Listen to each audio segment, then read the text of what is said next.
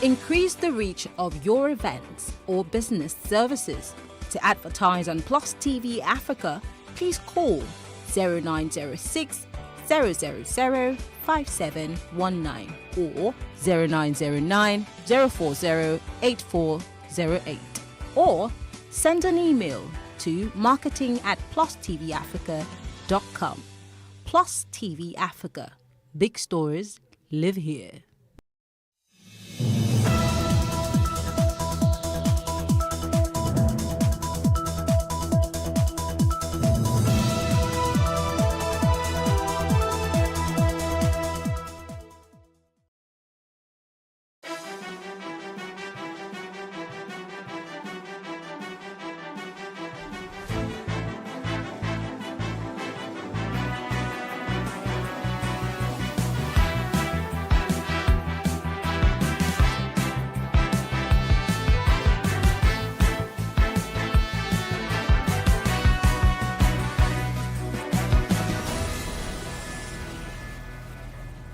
Hello and welcome to What Are You Saying? #Ways, where we talk about topics in the news as it affects us all. I am Usayome Saleh, and today Manny and I are rolling solo.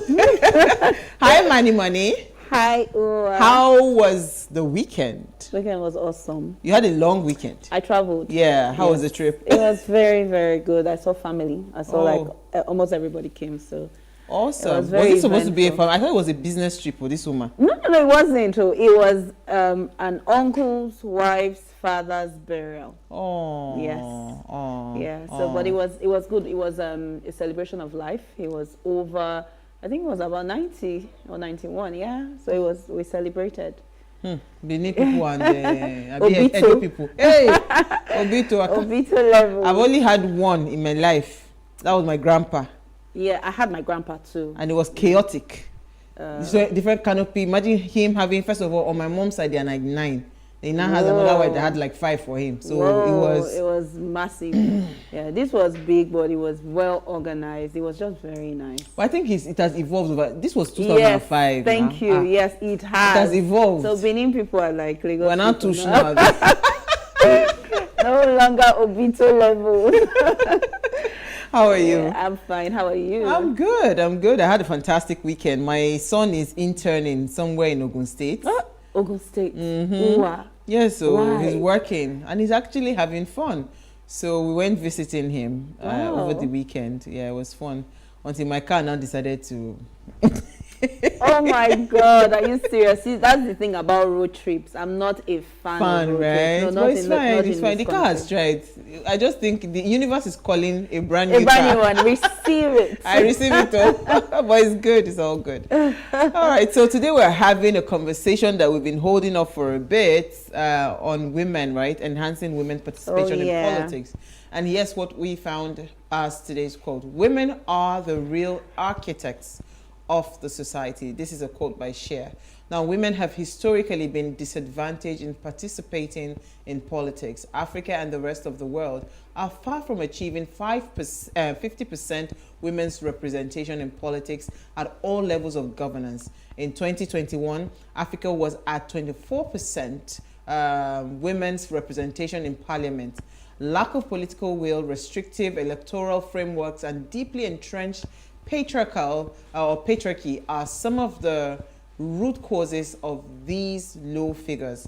At the same time, there are many instruments, laws and policies in Africa committing towards equal and effective participation of women in politics. Now, Princess Abiodun Oyefusi is here to discuss enhancing women's participation in politics and governance. But first, let's take a break to see what we found in the news.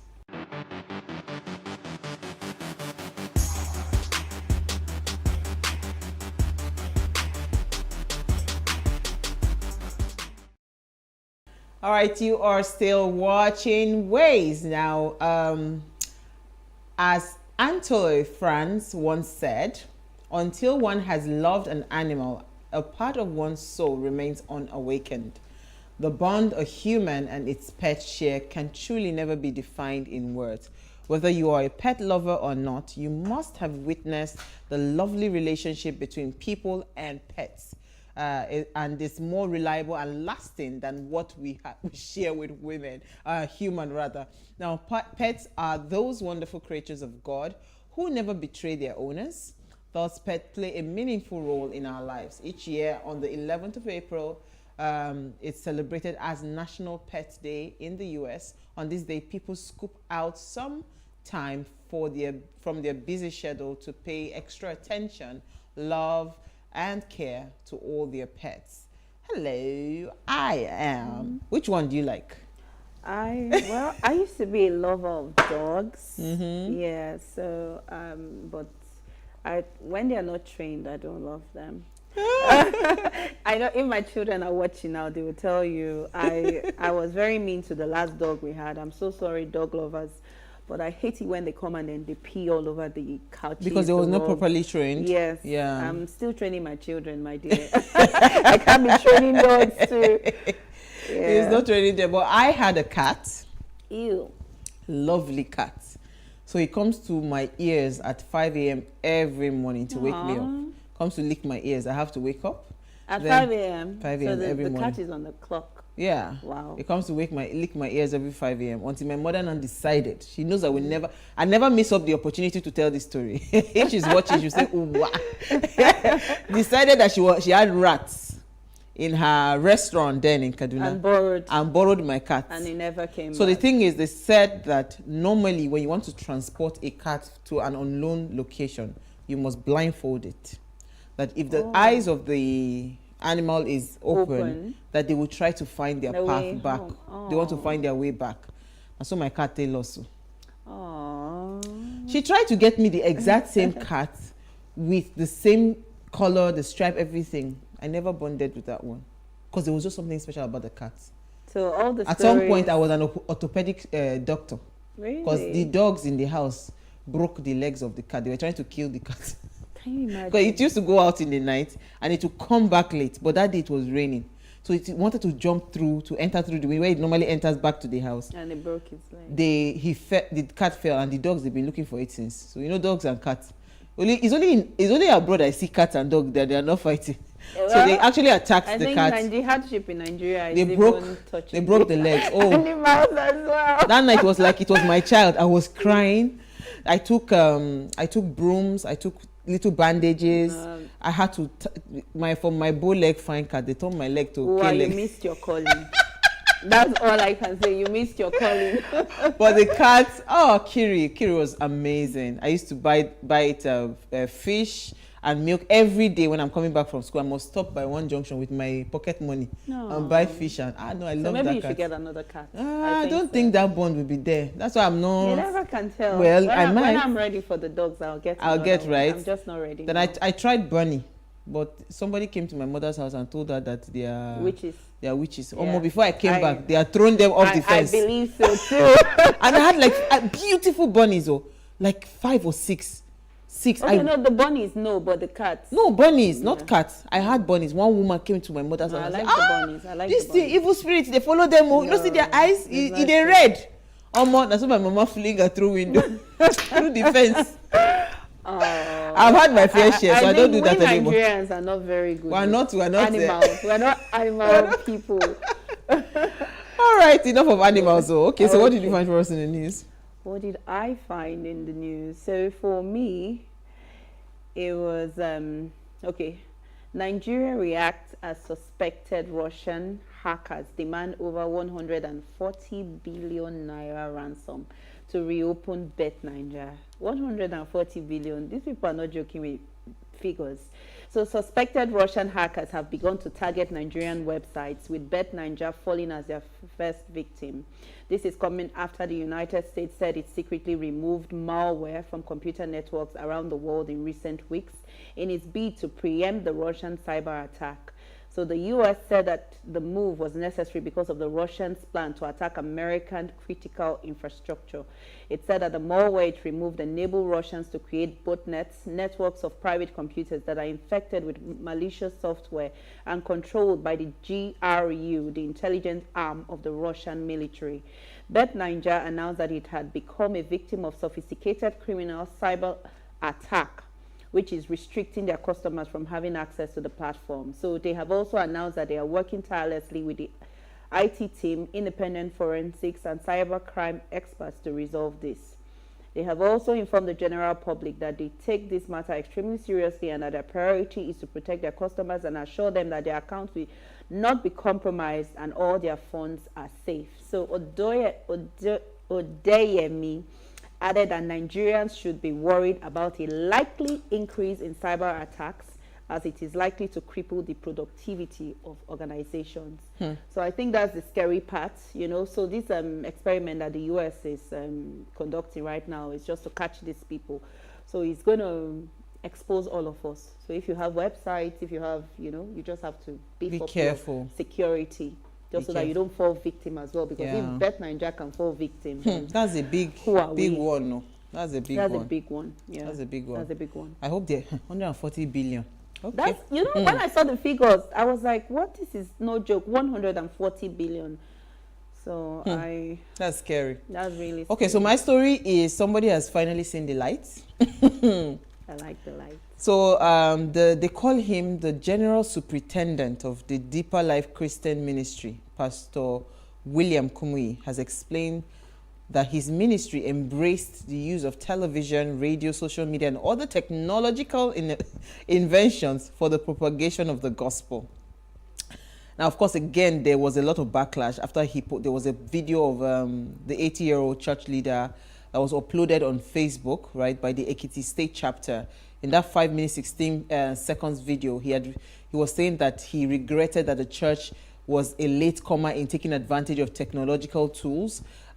He was now saying that, you know, in those days when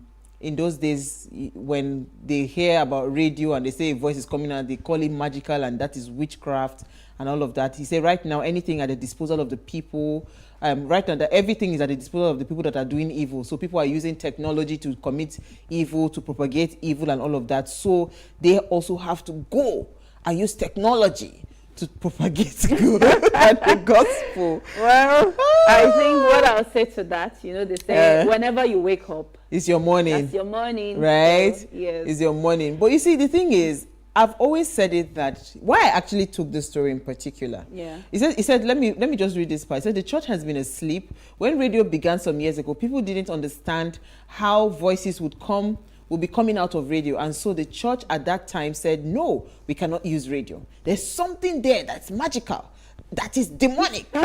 Voice coming out from just a gadget. The church said no, and then the people of the world began to use the radio, and the church woke up.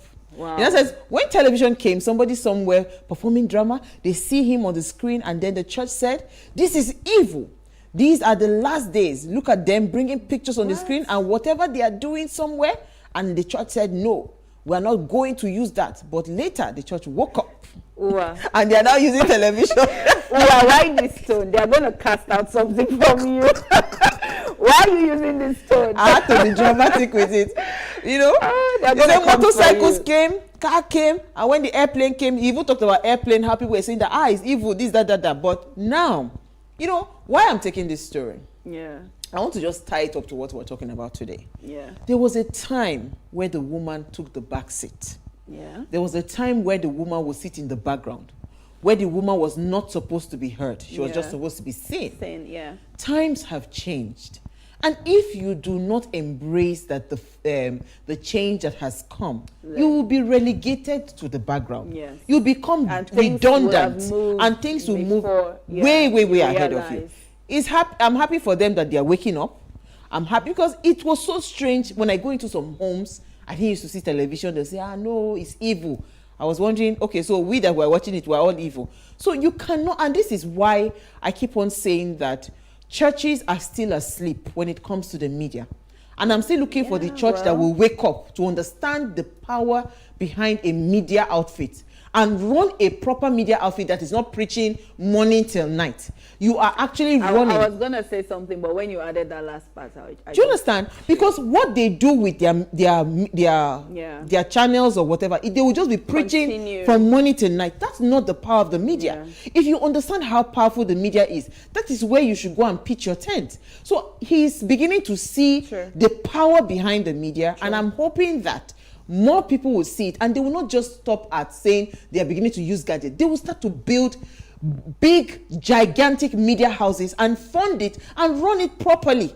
And it's not going to be church program showing. They will show different things that will change and better the lives of citizens. Oh, but you can do that for this. Oh, yes. I'm waiting. I'm looking for investors. I believe in you.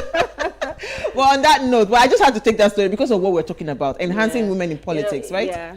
People judge what they don't understand. That's the truth. Absolutely. Absolutely. I mean, patriarchy is there, yes, but women are doing great things. So wake up and smell the coffee and begin to support women. Yeah. It's as simple as that. Smell it. All right, we'll take a break now. When we come back from the break, we'll be discussing enhancing the role of women in politics and governance. Stay with us. We'll be right back.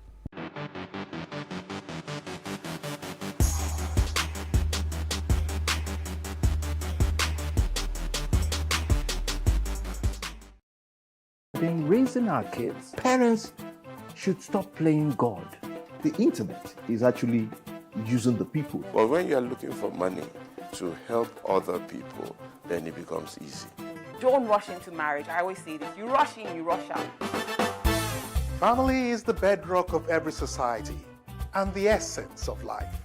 On Today with John and Helen, we dig deep into family values in every sense of the word. Join us every Saturday at 9:15 a.m. on PlusTvAfrica, DSTV channel 408. With you, we play a part in strengthening the values passed from generation to generation.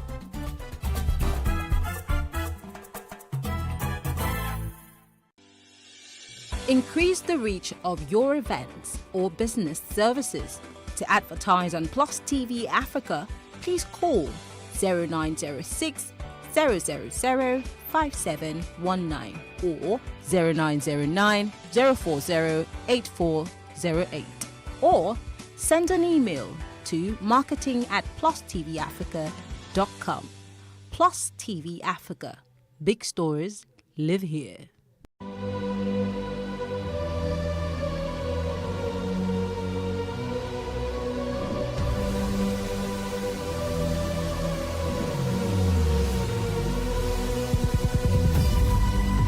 What we do not understand, we will stigmatize. What you can see is the remaining of the tanker that exploded. The suspect equally confessed.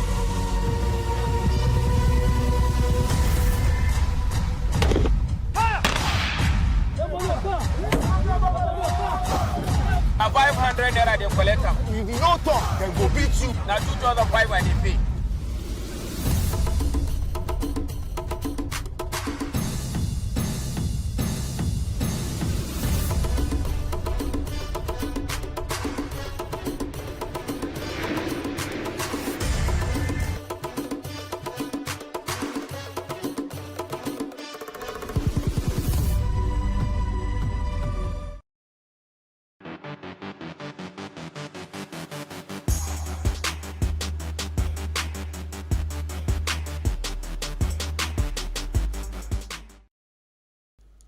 Thanks for staying with us. Now, according to the UN Women, from the local to the global level, women's leadership and political participation are restricted. Women are underrepresented as voters as well as in leading positions, whether in the elected offices, the civil service, the private sector, or academia.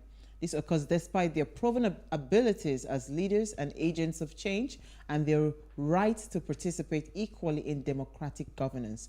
Women face several obstacles to participating in political life.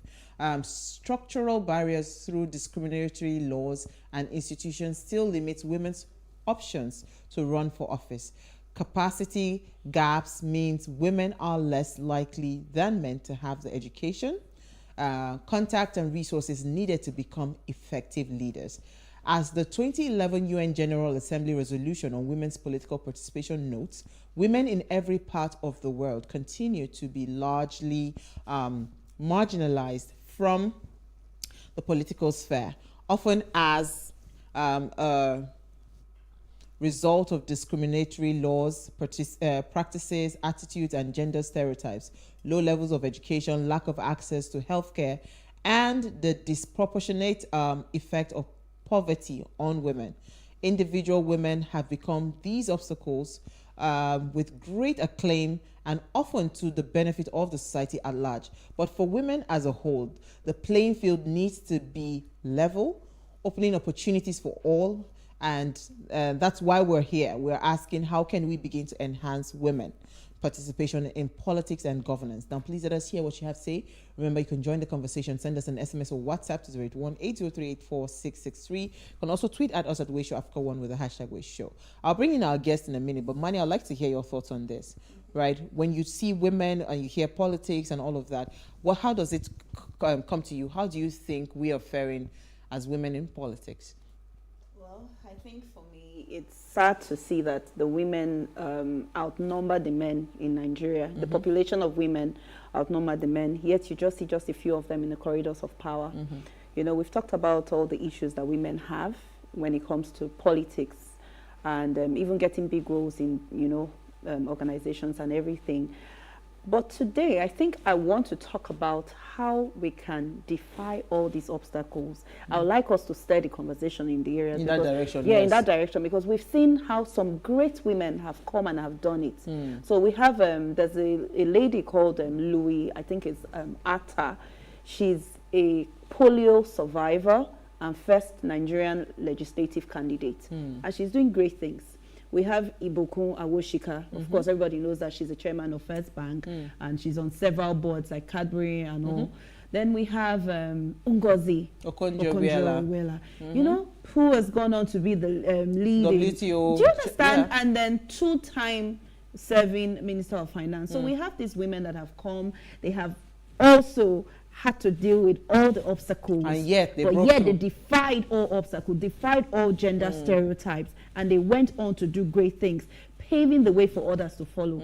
So I think we should study conversation in that direction, so that we see that yes, we have all these things we have to deal with, but how do we go over and still achieve, despite the barriers? How do we enhance that? Yeah. Awesome. Let me bring in Princess Abiodun Oyefusi. She's a PDP Lagos East senatorial candidate for 2019 rather. She is a governance partner and a company secretary with TLGP Partnership.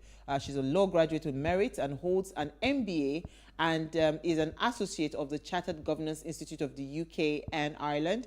Princess Abiodun Oyefusi is the daughter of the late Ayegburun, right, of Ikorodu.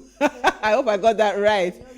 Ayegbure of Ikorodu. And she's joined us live in studio. Thank you so much, Princess. Good evening, everyone. Nice to be here. It's an honor to be here. We are super happy. You know, we've been chasing you forever, but finally you're here. How is the political movement going, though? You mentioned she's been really busy in Abuja, running helter-skelter, because this is your time, this is your season. How has it been for you? It's been very hectic, but it's great that we have been able to achieve quite a lot. I must give a lot of kudos to all the women NGO that came out in mass to protest the 5 bills that were rejected by NAS. Wow. And it's very encouraging when you see the ordinary women in Nigeria now taking interest in what is going on. And now understanding that they must know their right. They must, because if we don't know our right, we can't help the girl child. No. We don't know our entitlement. What do you begin to fight for? But we must educate on our women, on their rights, on what we're entitled to as women in our nation. When we begin to do all these things, women know that no matter the obstacle, no matter the main games that they play at us in politics and everywhere, we can always overcome, because you know that you know what you're entitled to. You know what the law protects you from. You know how you can fight. But if you don't have those tools, how do you begin to fight? I was going to ask, sorry, Mani, I'll let you come in just in a minute. I wanted to can you walk us through what your journey was like in 2019 when you ran for Lagos East senatorial seat? How was that journey for you?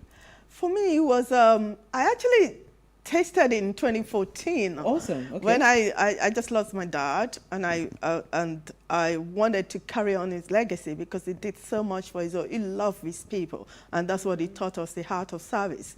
My uncle as well, Shifa Deni Rogosaya, was my uncle. Okay. So I'm from that lineage, so I wanted to go into it, and naively, I just threw myself into it. And I learned a hard lesson. It was really hard. So I just licked my wound and go away. I said I could live too far another day. But in 2019, I was kind of ready in a way, but I didn't know the PDP to right to the grassroots. So I wanted to learn that in order to know how to fight. But it was really tough. It was a dirty men's game. You just have to throw yourself in there, get dirty, wherever. They must see that you are up to the task. And you don't have all those women excuses, oh, I'm tired, I have to cook for my kids, or I can't go out, or I'm afraid, it's too violent. You know, they must see that you can take the fear. You can take the heat. You can take the heat. I like what you said, you know. I was a banker before I came to practice full-time. So there was a time I was pregnant, I think, for my first child, and I was acting like what you just said, all the woman kind of thing. And then someone called me, a lady called me aside, and she said, don't ever let them see you being weak, you know, when you do all this. So now I'm going to go back to what you said when we started. You said, now these women are coming out in droves. So the ordinary women, what do you mean by the ordinary women? You see, I was so encouraged when I got to Abuja, and I saw the people that were actually in front of NAS. They were not your corporate women.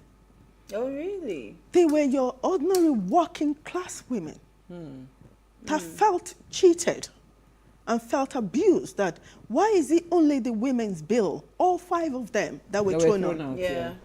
So they couldn't understand. Even some that doesn't understand what this bill is. They were busy, the fact that it's women, and you threw it out. We no go agree. So they were busy. Anything, the word women just drove all of them out. I like that. And it was just encouraging. I was really moved. Because I was expected to get there and see legislators, you know, your corporate people, you're working. And I saw market women, working women, everybody in the street, just carrying that placard and marching from 8 to 5. It's amazing. Well, is that enough, though, right? Because we're talking enhancing women's participation in politics and governance. Is that enough for us to just keep on? Because almost all the time, Manny, every time there's a big issue, you see women, you see that we are going braless to go and stand on the street. I don't think we do that. We don't. Some people do that. You know, no, we do that in Nigeria. We've done. I think some people do that. Yeah. You know, so either you are going braless to go and stand in front of the street, or women will come out. You know, but it's always all the time a protest. Women are revolting. Is that enough? Right, to push more women to go out for political positions and seats of governance. Is that enough? Never, it's not. Right now, where we are right now, is not. Because the institution is already built against women. The system is already built against women. The culture is already built against women. The religion is already built against women. So we're fighting at all fronts. And tough. It is tough. If you need that level playing field, I do not see how we can achieve it without affirmative action, which is why it was very important for us to make sure that the 35% that Nigerians signed up to at the UN gender policy, 35%, they implemented. It's an international UN law. Nigeria is part of UN. They're supposed to bring that law back to Nigeria and make it a domestic law. We also have the one for African Protocol on women's right. Nigeria is number 3 on the signatory. And yet we don't see that being translated into the actual law, into the domestic laws of Nigeria. This was in 2004, as early as that. And it says some things. You need to see this protocol. Right to dignity. Right to life, security, right to equality in marriage, protection from harmful practices like domestic violence. But we have all these laws, and I can tell you the average Nigerian woman does not know it. They don't know it. But if we don't educate the minds and the heart of Nigerian women to know these things, there is no way that we can help the girl child. There's no way we can develop. Okay, so what you're trying to say, you're talking about politeracy, teaching them. At what levels do we start to educate you talked about the girl child. So at what level do we start educating the women or the girls about politics and their involvement in politics? I think we owe it to our secondary school girls. I think so too. To start to, we have to, you see, because of what we're trying to achieve, look at the first black Supreme Court judge that was appointed by Joe Biden. Yeah. 234 years it took them to get there. It's crazy. We don't have another 240 to give. Give. All these laws were made for us so that we can build on top of it, not to start from scratch all over again. So we have to incorporate this, even the ones that is just Africa. Let's leave to UN, the one that we agree to in our Africa thing. Let's incorporate it into our curriculum. But let me ask you a question. Teach our girls. Looking at this 2023, because it's upon us, the elections that are coming up, do you see political parties, right, political structures, do you see them actually pay? Because I know that in some political parties, I mean, I read a story, very interesting story, was my What's in the News on Friday, where the ADC party had talked about giving free forms to women. Yeah, I like that. Women and people that are disabled, right? Because they were trying to, as much as possible, encourage them. So they are looking for 300 people that would go for the legislative positions, and they want to sponsor them fully. So they're not paying, it's going to be free forms and all of that. So do you see political parties actually, so even if we say, okay, we're not doing stuff, even just to buy the buying of the citizens, to say, okay, well, this political party is woman friendly and all of that. Do you see that happening currently now with the people that are coming out to say they want to go for political offices in Nigeria? Yes, there are parties already doing it. Take, for example, PDP. It's within the constitution. The PDP constitution, they must give 35% of the positions to women. So it's a must. Once you put something in your party constitution, it becomes your bread, your Bible. That is what you operate by. So if you set up committee, if you're appointing people in your national executive committee, 35% of them must be women. PDP has it. And I want to believe APC has it as well. And PDP and APC, they've both given the nomination form for free. So you just pray for the expression form. For example, if you're going for House of Representative, in PDP, the form is for the men, the form is 2.5 million. 2 million is for the nomination, and 500,000 is for the expression. So what they've asked women to pay is just the 500,000. It's one thing to buy a form. It's another thing to have money to run for election. And it's another thing to be able to have that your polling unit agent, your canvasser, your returning officers. You know, there's a lot of bandwagons behind, a lot of people behind winning an election. Winning an election. So it costs money. And you are dealing with the boys' club. If you go in there to beg for money, you know the way they look at Nigeria. You got that expression, so you have to prove yourself, double the effort of a man. I like that. Double the effort of a man. You can't go to a boys' club and say, please, I need 20-something million. No. What are you offering? You have to give. You have to give. Yeah. Who are you? What are you? What's your pedigree? What's your influence? How much impact can you know? But the men are allowed to have godfathers. Yeah, they're not allowed to godfathers. Because they take the god out and they put something else. That's what they do. That is absolutely true. We suffer, and if you get up and you say, no, I'm going to do it my way, I'm going to do it with a lot of dignity, I'm going to knock on every door, then you become a B-I-T-H-C-H. Yeah, sure. Aggressive. Every language that they give to a woman that you wondered why.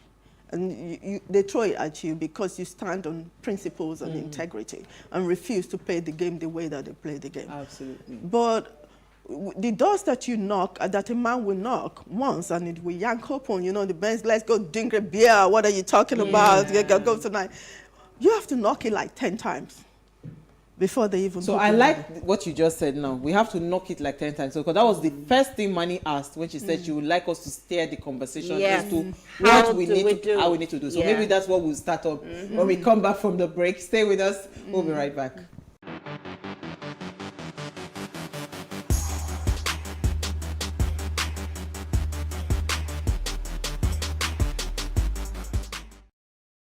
All right, thanks for staying with us. Now, if you just tuned in, we are having a we're discussing enhancing women participation in politics, and we're having an amazing chat with Princess Abiodun Oyefosi. Please let us hear what you have to say. Remember, you can join the conversation. Send us an SMS or WhatsApp to 081-803-84663. You can also tweet at us at WayShowAfrica1 with the hashtag WayShow. All right, so before we went on a break, you talked about, you know, a woman having to knock a door 10 times when a man just needs to knock once.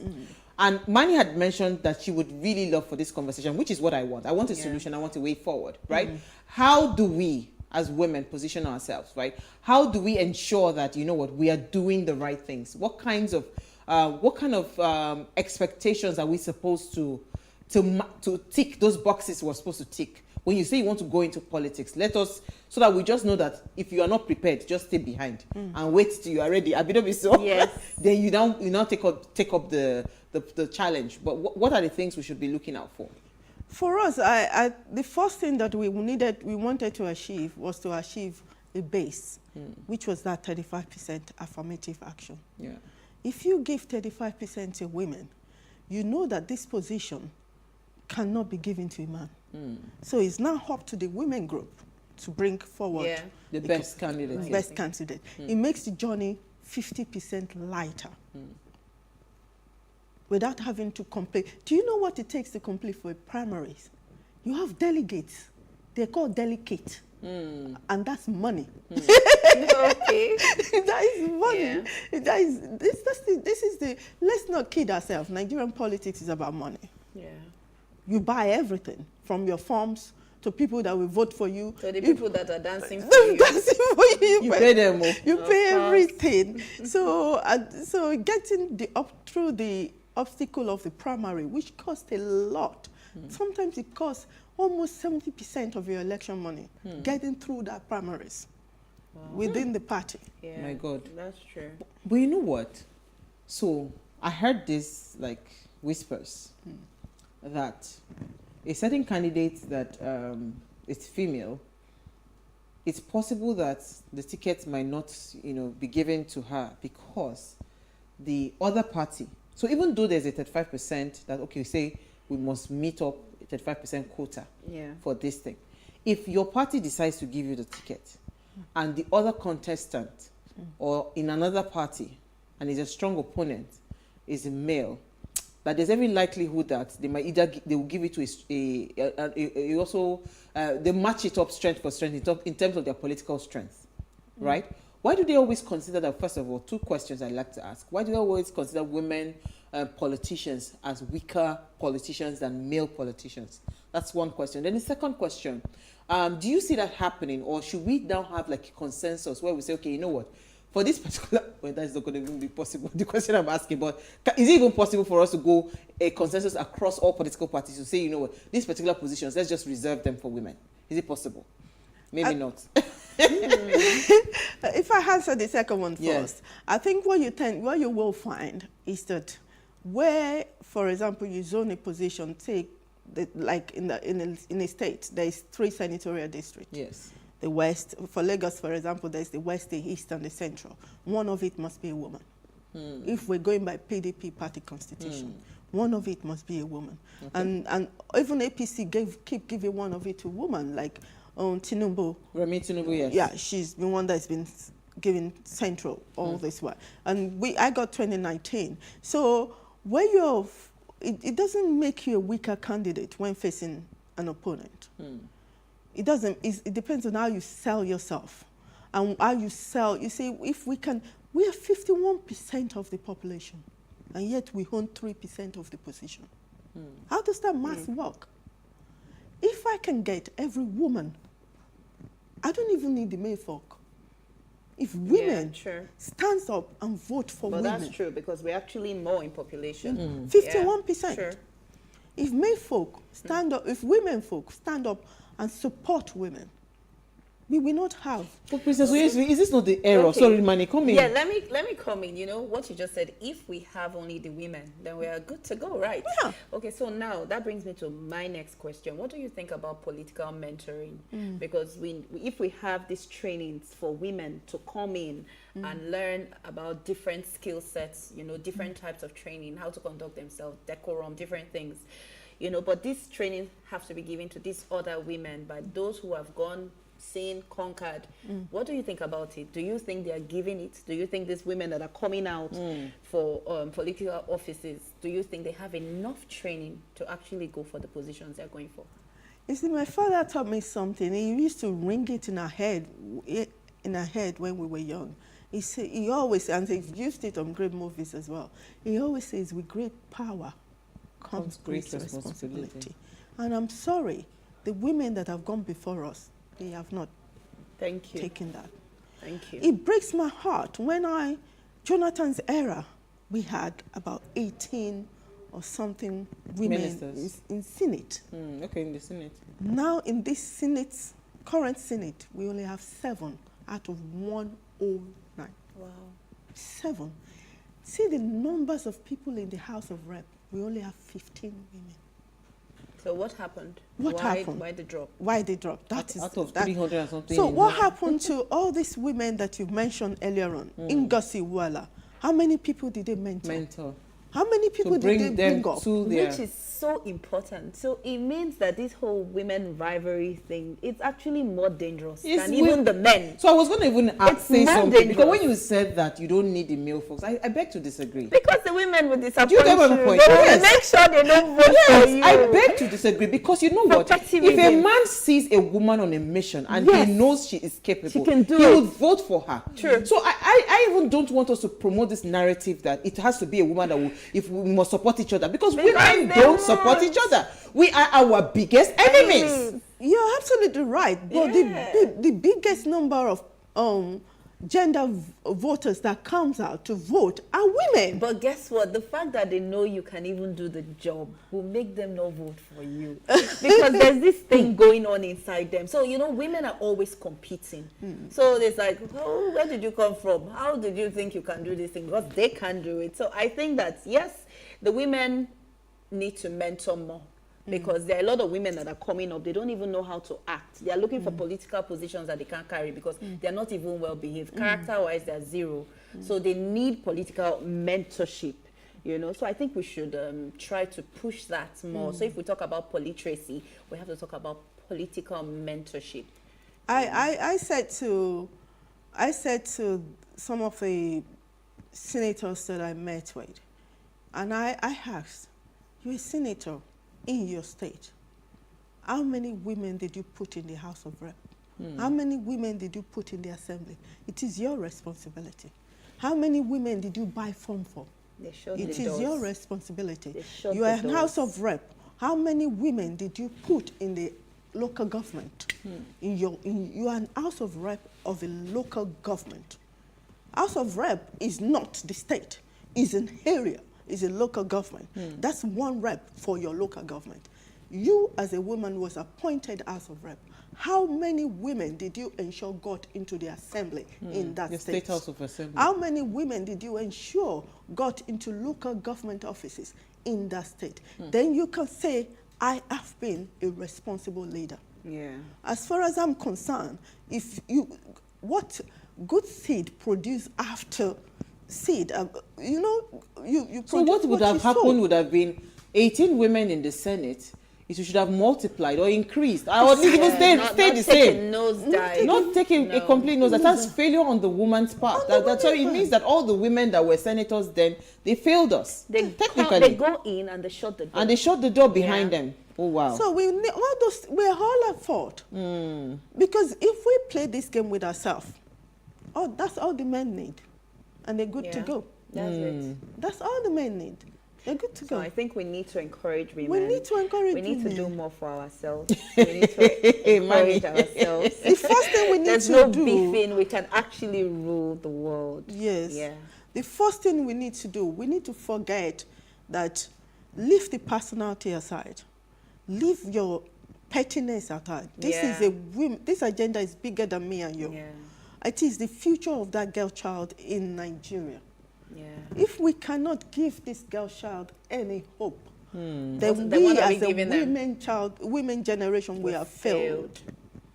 Because I am living here, I've never seen a Nigerian president, a women president, not even a VP. Yeah, maybe I've we should never start pushing seen for that as well. a woman governor that won a democratic election, not someone that they remove and stepped in. Yeah. But never seen one. I've never seen a national party, the main party, APC, PDP, they've never appointed a woman as a leader. Not one. It's that bad. So if I cannot change the narrative for my generation and leave a better foundation for the younger ones, for me, to me, I've achieved nothing in the field that I said I'm specialized. Yeah, true. The bankers are achieving more than we politicians because they're going there to be the CEOs of banks.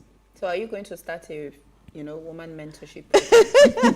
We already started. Let me take a comment. Good evening, my dear beautiful sisters of What Are You Saying Ways. Concerning the enhancing of women's participation in politics and governance, the women have to make themselves available for positions in office. Like my dear beautiful sister Emanuela mentioned, the likes of Ibuku Awoshika, Ugozi Okonjo-Iweala, these are great women that occupied great positions in office and they delivered and became effective. Women should be given the chance to be in politics and govern. Furthermore, women should not be intimidated and allowed to be relegated to the background. Nigeria has never had a woman president. I bet you, and trust me, if a woman is made president of Nigeria, I am sure that this country will be totally changed and transformed. It is not only men that can deliver. I rest my case for now. My name is Daniel Ilo, your always regular fan. Thank you, Daniel. Thank you for resting your case. That was a long casing. I was going to say that, okay, there's a woman coming out for presidency because it brings me back to the question I'd mentioned, right? How really prepared are women? When they say they are coming out, are they just coming out to say, okay, I want to make noise so that last, they give me an appointment? Or they are really, really ready for running in governance? Because somebody will kill me for this, but there was a female presidential candidate and from the reports that we heard was that it was just only one vote. Even your house member, they did not vote for you. Your family members. Your family members did not vote for you. So that means you were. I mean, I don't think who are now. I can bully some people to vote for me, but I cannot just go out and I just have one vote, right? So how prepared are women? Because sometimes when I see women coming up for political positions, like elective positions, not appointments, I just feel like this person is not ready. Because like you rightly said, you must do the dogged work. You must run into that mud. You must get dirty. You must do the work. But women, it just seems like, okay, I'm just here to make noise, so that last, they will know that I'm here. Then I would end up settling for an appointment. Is that always the case, or truly women are ready to take on political positions? Maybe previously it has always been the case. I don't know. But when I ran in 2019, I didn't run with that intention. And I won from PDP votes they have never seen in Lagos East. In fact, I actually beat the late Oshinowo. May he so rest in peace. Why Oshinowo? Wow. I contested against him. I was the one that contested against him. And I mean, he was given the result, but like whatever the Lord declares the result. So I got the most number PDP ever had in Lagos East.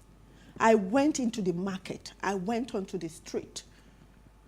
It was showing on videos. It was showing on YouTube. If you still Google, you can see this. I went to the market where I spoke to the market women. I spoke their language to them. That's when I realized that what you people were saying were the mindset that these women are. They're not serious. They can't deliver nothing. They just make noise makers. They're just prostitute. They just people they put there. They have that perception. They've really created this image for the Nigerian political woman that if you're not strong and you're not principled, you will break you. Yeah, but when they saw me there going to the news and corner, they realized that now Nigerian women are changing. Well, I think in 2023 we are ready. If we are given the right, that's why we wanted that 35% to give us that base. Then the next stage is actually going out there and actually campaigning. You must be willing to do the late night. You cannot say you're going home at 8. When is that 8 o'clock? They're doing the meeting of why they will share.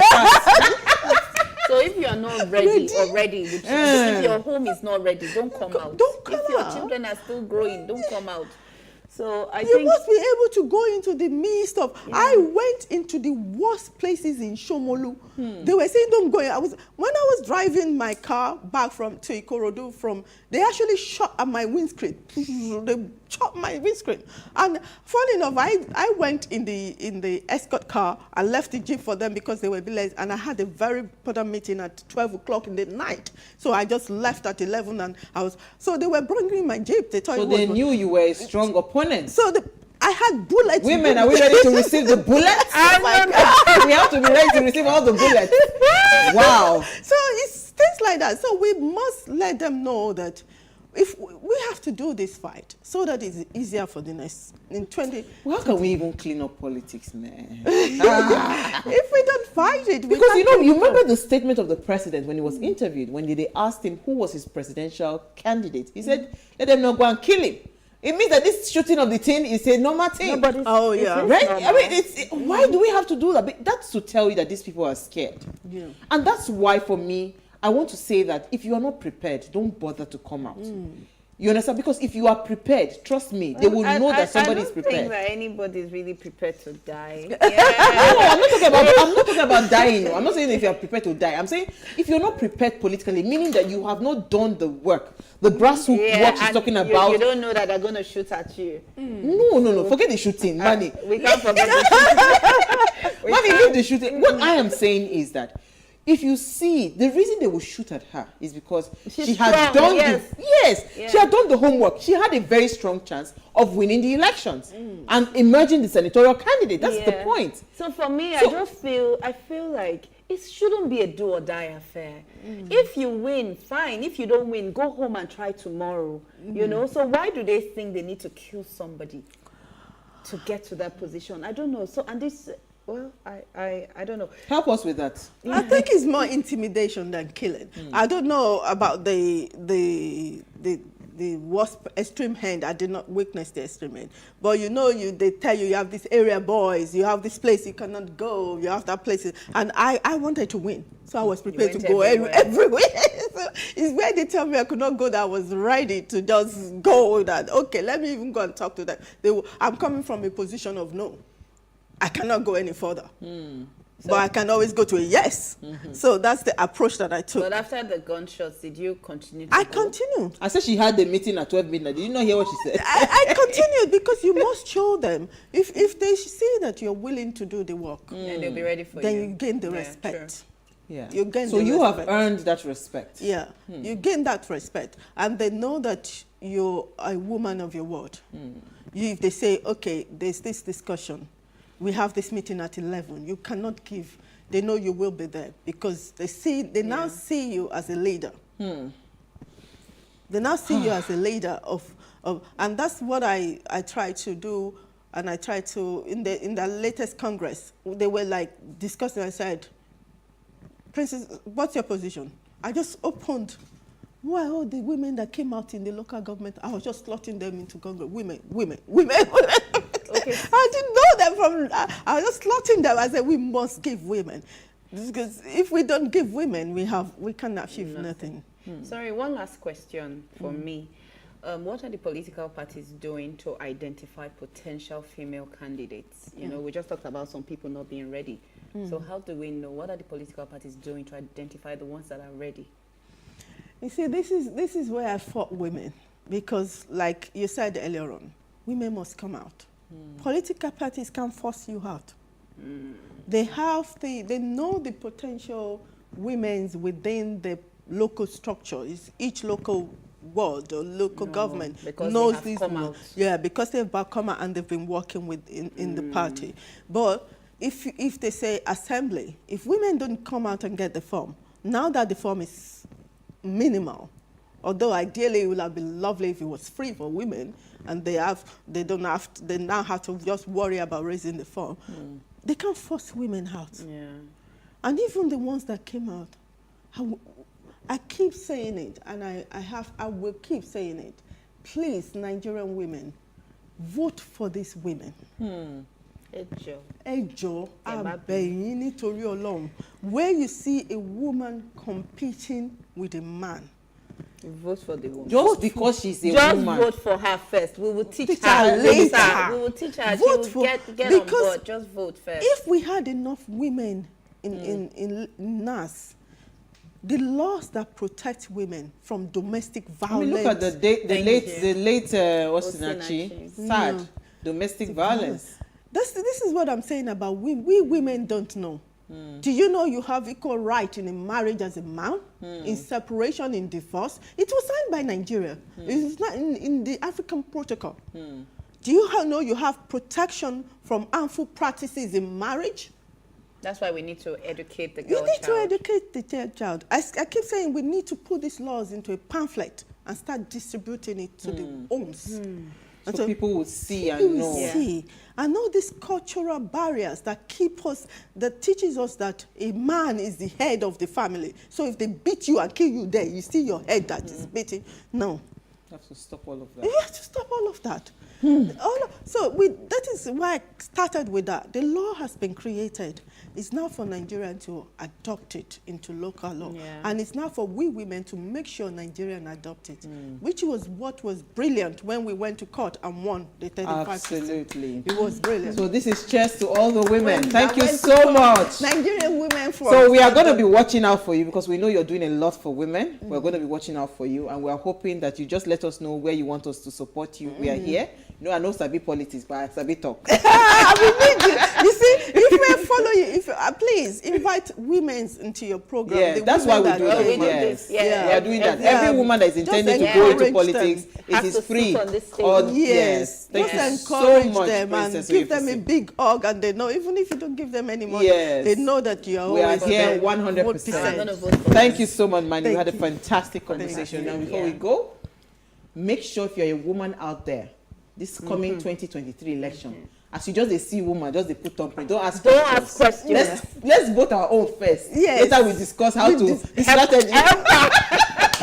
Alright, so make sure you follow us on Instagram at PlusTvAfrica. You can interact with us further, drop a comment, and more importantly, follow all our engagements on social media. Like, share, and invite your families and friends to watch and follow the conversation.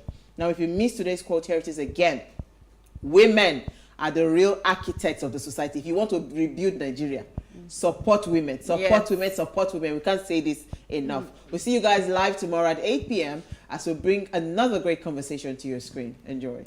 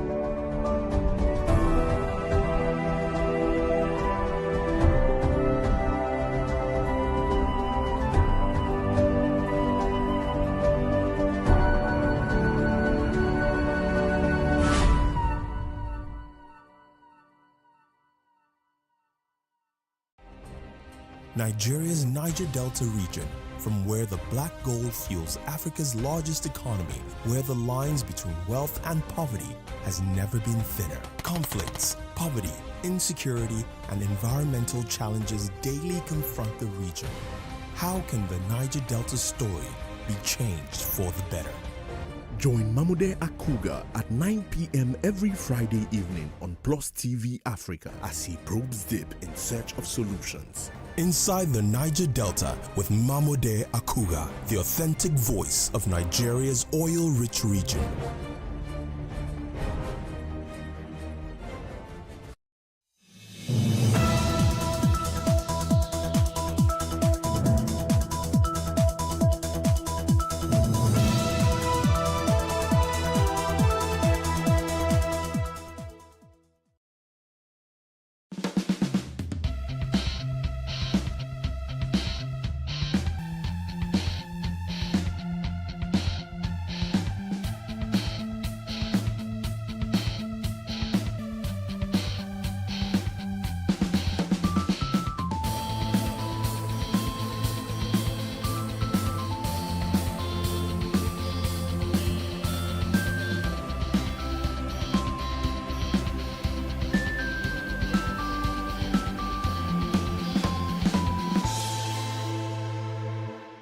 I love love.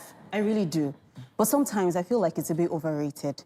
I wasn't a fan of this discussion because we've talked about love languages so many times. I mean, we know the acts of service, words of affirmation. There's so many things to be discussed. But the ladies in the lounge said we must talk about it. We have to. So I am here. Let's do the conversation. Let's talk about it. Before I go further, let me do some introductions. Those who are in the house today. Welcome, welcome, welcome. I must welcome you. Let's not get too familiar and not forget to welcome. Welcome.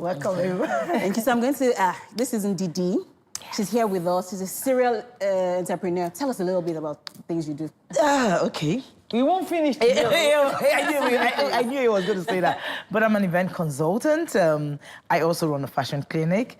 I've just started the food business. I own a bread factory. And you love your wines, man. I love my wines. And then I also have a TV show. Oh, perfect. Beautiful. Regarding, you know... And then we have Adesua Onyenokwe. We know. Yeah. Director, producer. I mean, she's the brain behind this. Yes. Then we have Dion, our in-house writer. She writes really sexy stuff. And then we have the... Sexy stuff. Yes, I do. Scandalize you. Then we have the coconut woman. She does so many things with coconut oil. Yes. Oh, my goodness. First and foremost, a media consultant. Oh. And then, serial entrepreneur, coconut production. It's obvious that we're going to have a very interesting conversation. Absolutely. Don't go away. We'll be right back. We're back in the lounge to talk about this love thing. My name is Anne. I keep forgetting to introduce myself. My name is Anna Chonogo, and I'm a lawyer turned new mom coach. So, Dion, you like this love matter. Please, tell me about it. I'm a hopeless romantic.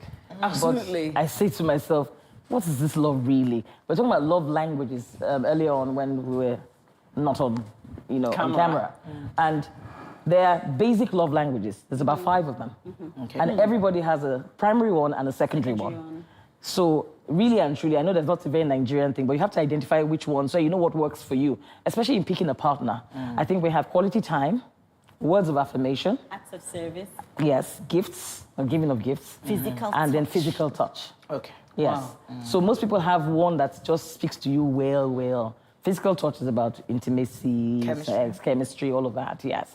So, and then you have a secondary one that could be a fallout. But over time, some people say the secondary one changes as you get older. Especially when you have something like physical touch as your primary love language. As the body starts telling you it can't move like that. So the totori changes, especially for men.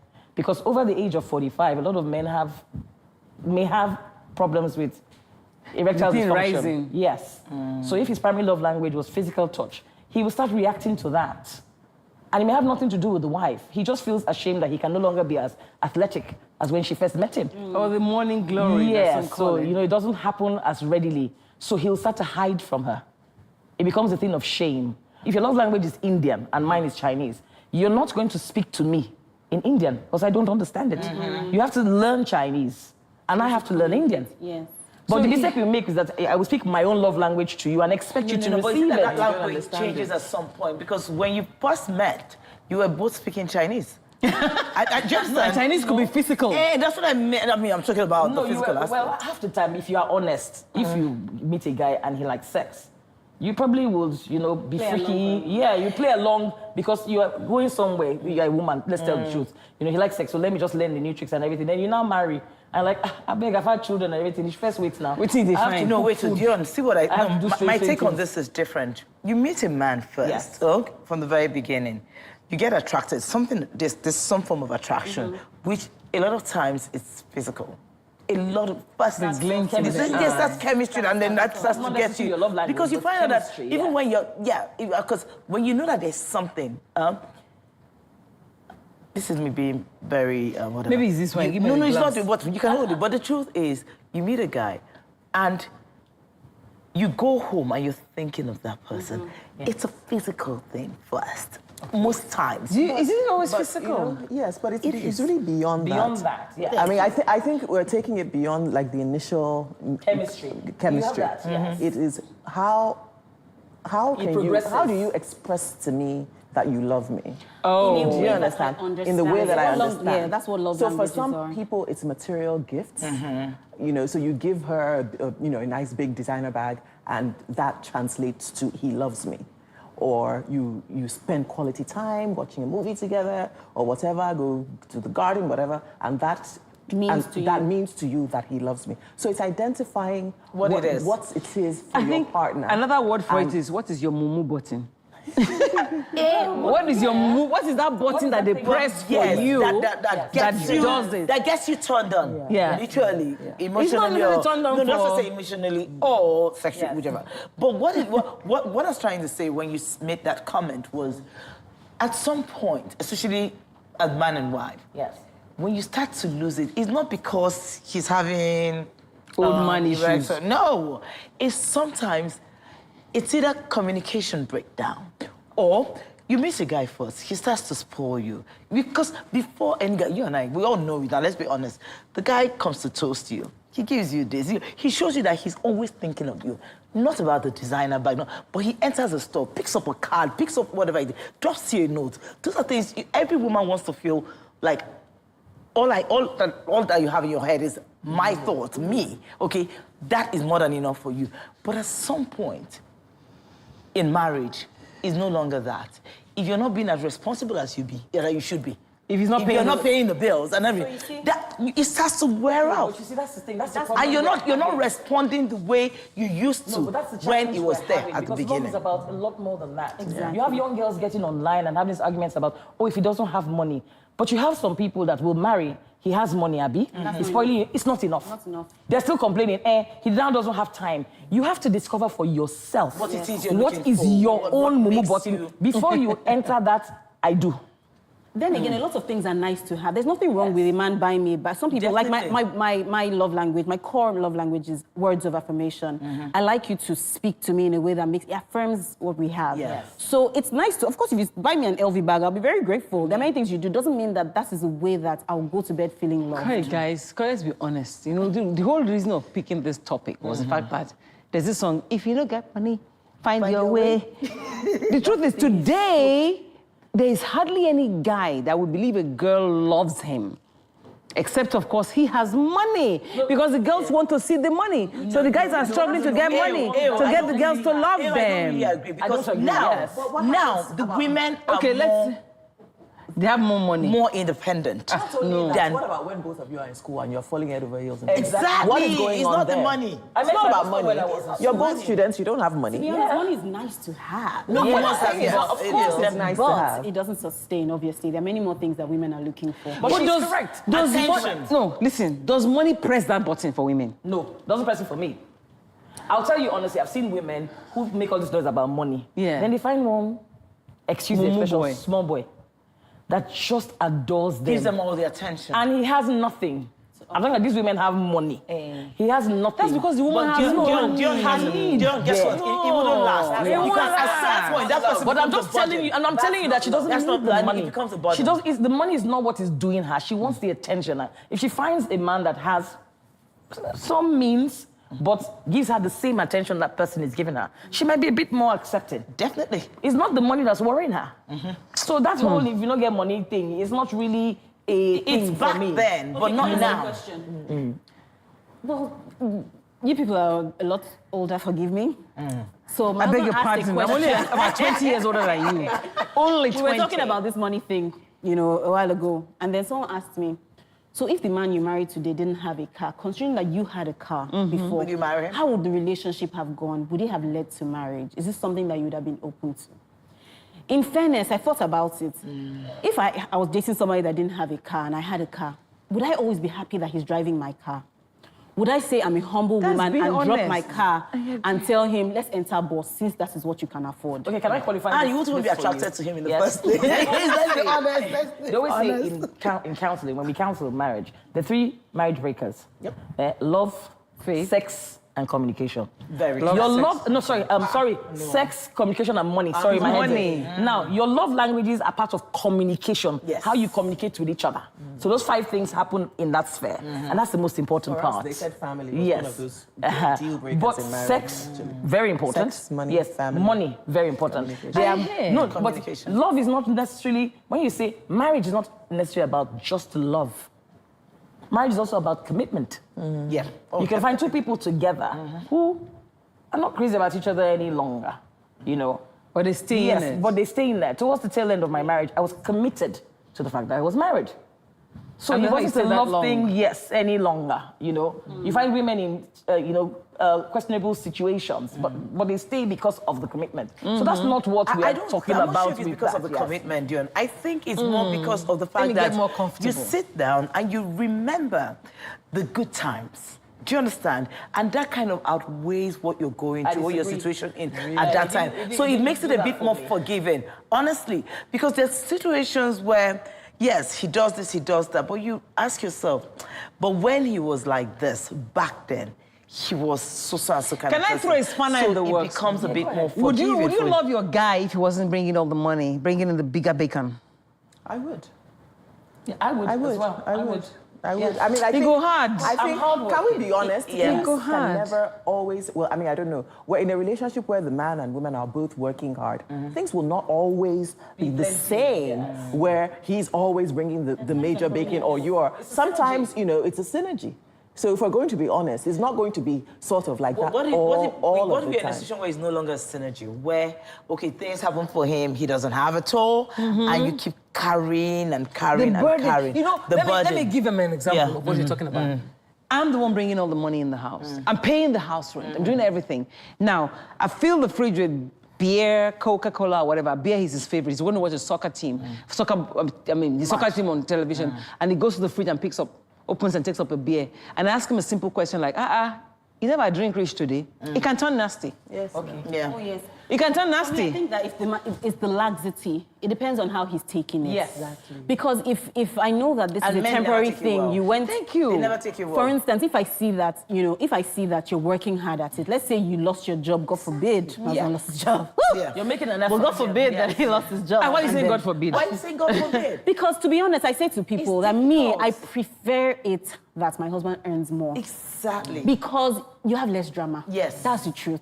Because everything you say, if you're earning more, is going to be misconstrued. Okay, but you see, because of here, is it also a function of where we are? Because places like the US, the UK, if you look at two high-powered people and their children are suffering, they ask whose salary is bigger. If her own is bigger, the man will say, I will become a house husband. Hey, hallelujah. That day will happen in Nigeria. You see, yes. But the way it's based it's on... not our culture. No, that's okay. Then that's the problem. But culture is determined. Then the house husband will get all the problem. disrespect in the world. Why? That is the truth. I've seen marriages break up because the men are not living up to... So whose fault? Is it the man who can't take the fact that he's not the one bringing the bacon, or the woman, or the society that will be looking at him that your wife because of even the way society looks at him, he starts to even act funny. Do you understand? I see men that are not doing, and their wives are doing everything, and they start to act funny.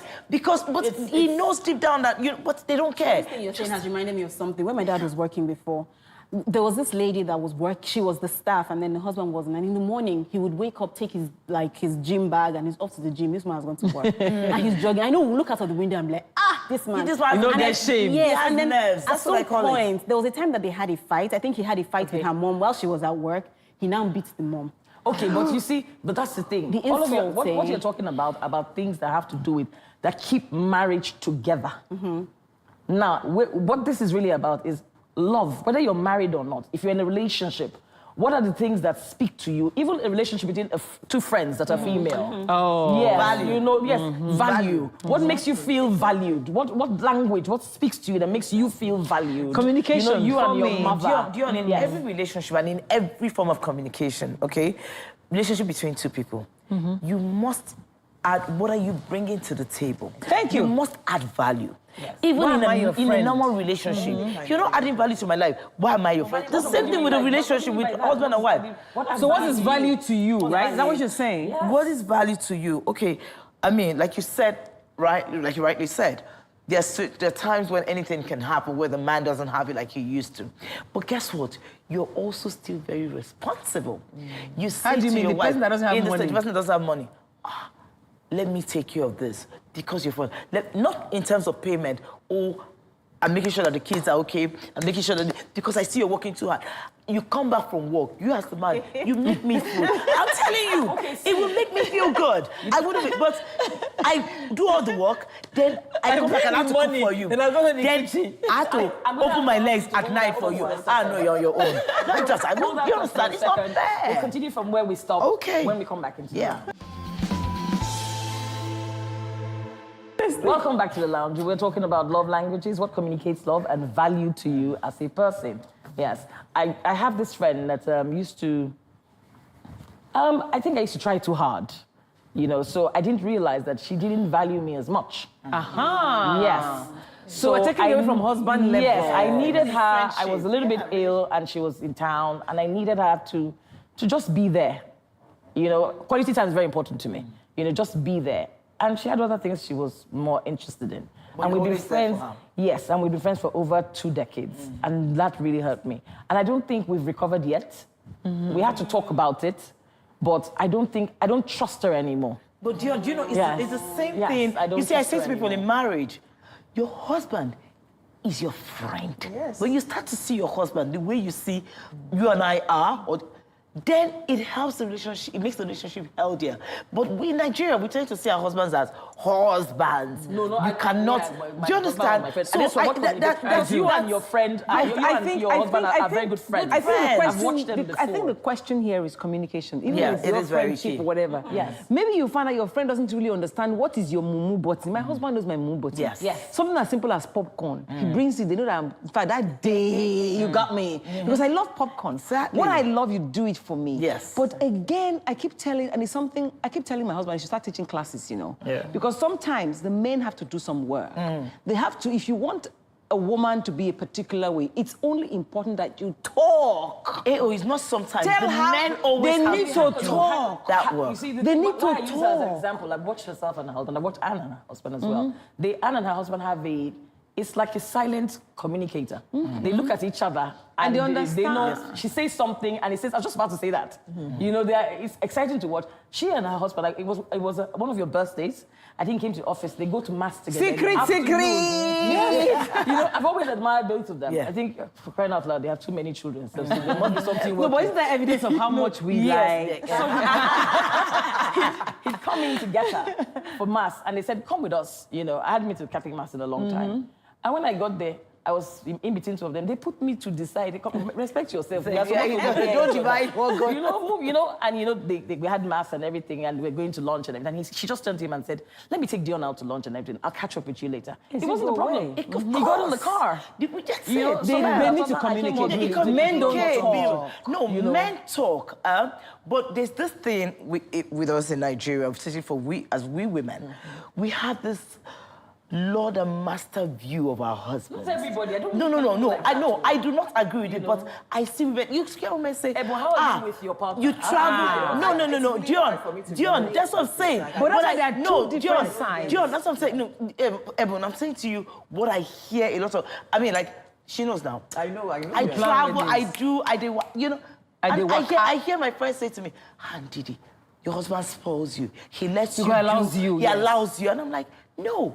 He understands that I have to do this. Yeah. This is the way I've laid my bed. And there are no pretense and all that. It's wrong. For me, you know, my husband, even my sons know. It's flowers. Oh, I love flowers. We all kids in Yes. You're not Nigerian. I love flowers. I'm not, yeah. So if your husband... And quality time, family time. Family when I enter my house, it's really hard for me to I mean, when we were recording one edition of the show, and it was like 4 p.m. Oh, no. These boys have been without me all day. I said, come on, come on. No, but that's what works for us. Quality time works for us. What's your love language? Words of affirmation. Your husband is hearing. Physical touch. Oh, yes. Yes, I'm one of those women that like okay, come. Is it physical touch in public or in private? Both. I'm very Which one is more important? Both. How about those ones that are touching the physical outside and you're like, ooh, then inside like this. Okay, so no, but I'm very tactile. Inside, I mean, a bit so of I think physical touch is I love you, baby. Of the house. That kind of thing.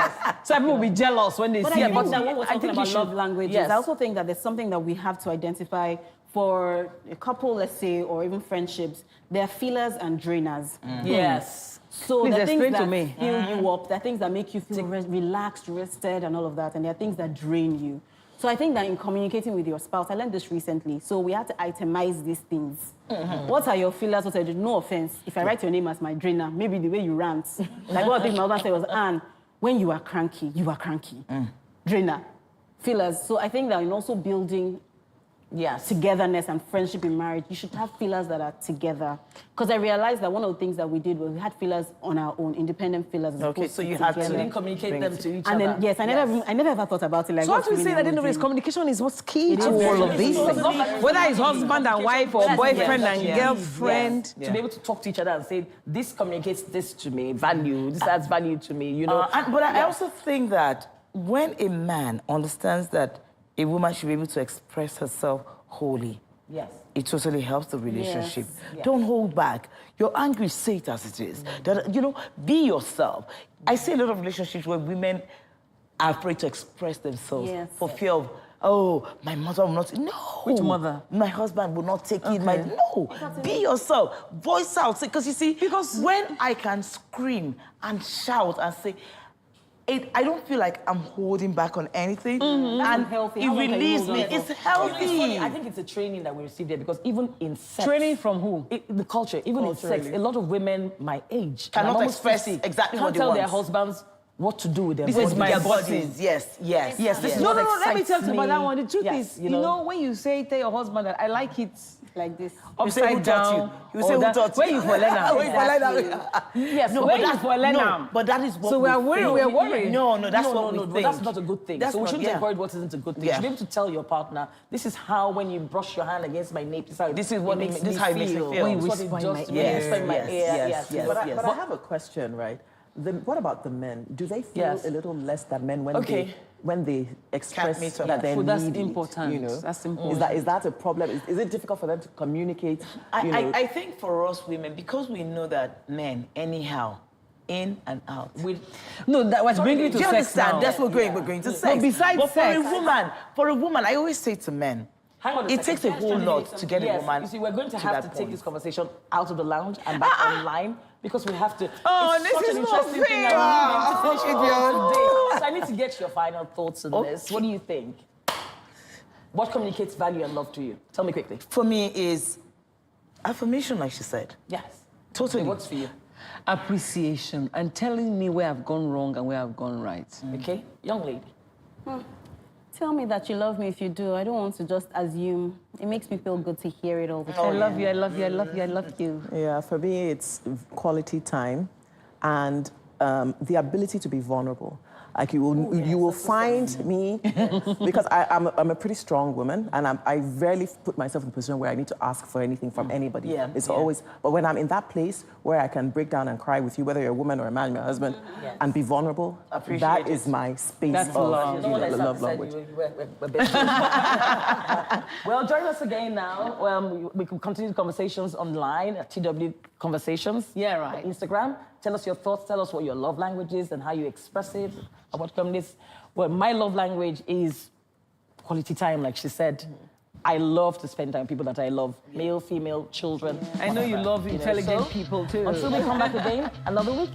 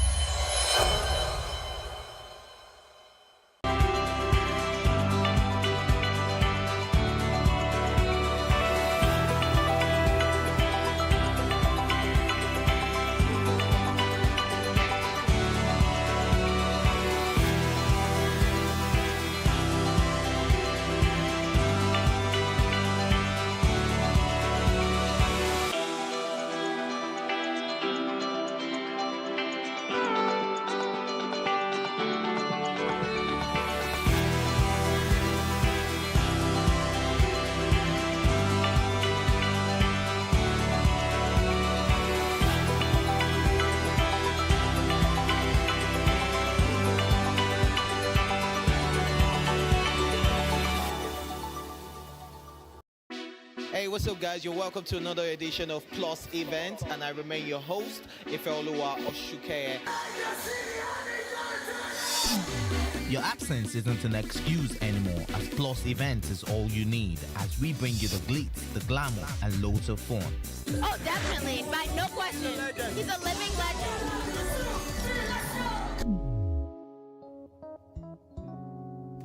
Oh, God forbid, Holy Ghost fire, I know. I just want to be blown away. I want to be wild. This is 11 years of doing it.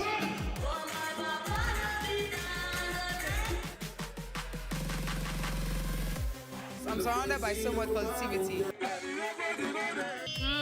No, it's okay.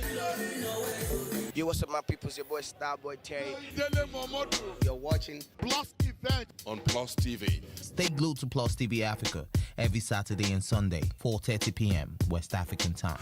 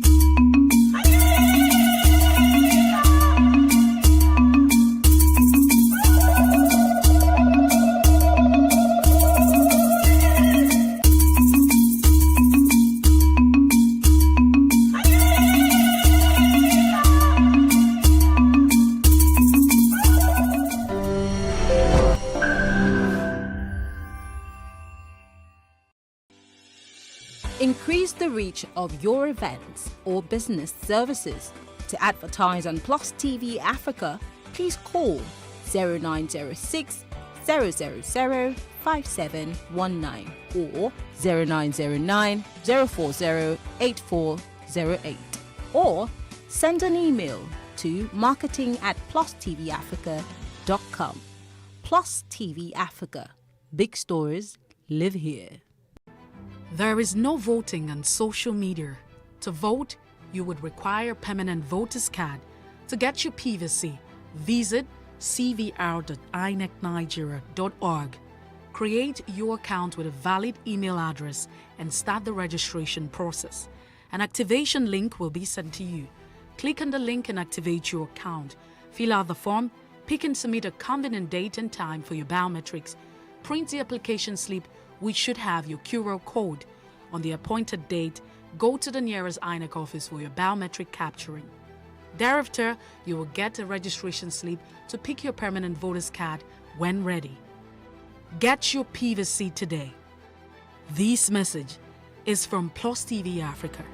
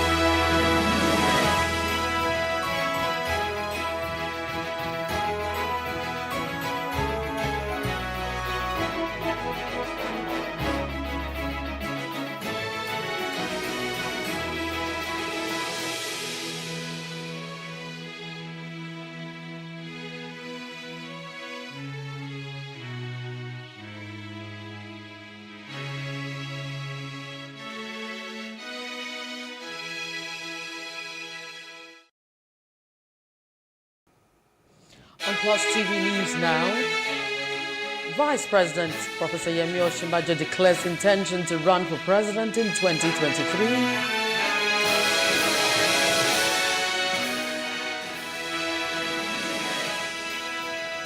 European Union ends part of Mali's armed forces training mission, fears Russia's interference. Russia warns Finland and Sweden against joining NATO.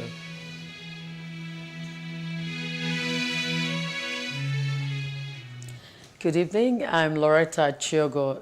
This is News Now. Asiwaju Bola Tinubu has met with members of the Progressive Governors Forum in Abuja. The meeting is coming hours after Vice President Professor Yemi Osinbajo hosted the governors at his Aguda House residence, declaring his intention to run for president. The governors in attendance included Governors Abubakar Bugudu of Kebbi State, Nasir El-Rufai of Kaduna State, Babajide Sanwo-Olu of Lagos, Abdullahi Ganduje of Kano, Boyega Oyetola of Osun, Maimala Boni of Yobe, and Simon Lalong of Plateau State. The fact that we have people in our party who express the desire to lead the party, the party into electoral contest at the highest office shows how much this party has resonated with Nigerians and our party members. And for us, it's a hallmark of success that people are showing interest. But at the end of the day, because they are leaders of the party, they will always do what will put the party's best interest at heart. Governor Bugudu, who spoke on behalf of the party as regards having a consensus candidate, said the party has no plan to enforce a position on anyone, as that would not be one of the dictates of democracy. We always encourage party. But remember, in our first convention, President Muhammadu Buhari contested with several others, and it was a beautiful. And there's nothing wrong. Yes, party leadership, party men and women always want to see consensus, if it is possible. But we are a democratic party. In our last convention, March 26, we had consensus for some of the posts. We have elections for some of the posts. There is no, I think there's always misrepresentation as if people are being snowballed into a position they would rather not take. APC has done well as a party. President Muhammadu Buhari has led the party and the country heavily well. And we believe that come 2023, Nigerians will see another president of the APC. I won't say anything more than what he has said. My mission is to seek collaboration, support, encouragement of my party, the APC, for my ambition and my mission to become the President of the Federal Republic of Nigeria. Thank you. Your son has just declared. Thank you. I have no son grown enough to declare. And a related development, kinsmen and supporters of Professor Yemi Osinbajo earlier stormed major streets within Abeokuta metropolis in jubilation after the vice president declared to join the 2023 presidential race. They were armed with placards and banners in a solidarity demonstration tagged "A Walk for Osinbajo." Addressing journalists, the APC stalwart Boyega Isiaka said Osinbajo's declaration was not a betrayal to Asiwaju Ahmed Tinubu, as being speculated in some quarters. I think in terms of capacity and experience and readiness for the job, I want to say that he's probably the #1 that we have within the APC today. I think I'm convinced that he will do it from everything that we are hearing from everywhere. I believe, of course, a lot of work still needs to be done. I mean, this is not all about working. This working is just one of those many things that will be done. Well, the most important thing is that you need experience, and that experience he has. Even if it is that some errors have been made, which is only God that will not make errors. It is to make it better, And in all of this, what you need, in my view, to run a good government is capacity, experience, knowledge, and a good heart. And I think the coalition of Kano support groups for Vice President Osinbajo has shown their excitement following his decision to run for the presidency in 2023. The supporters hit the major roads of Kano singing and dancing. The group expressed confidence in Osinbajo, noting that he was the right candidate to lead the nation. Today marks a greater milestone in the fortunes and prosperity of our nation, Nigeria.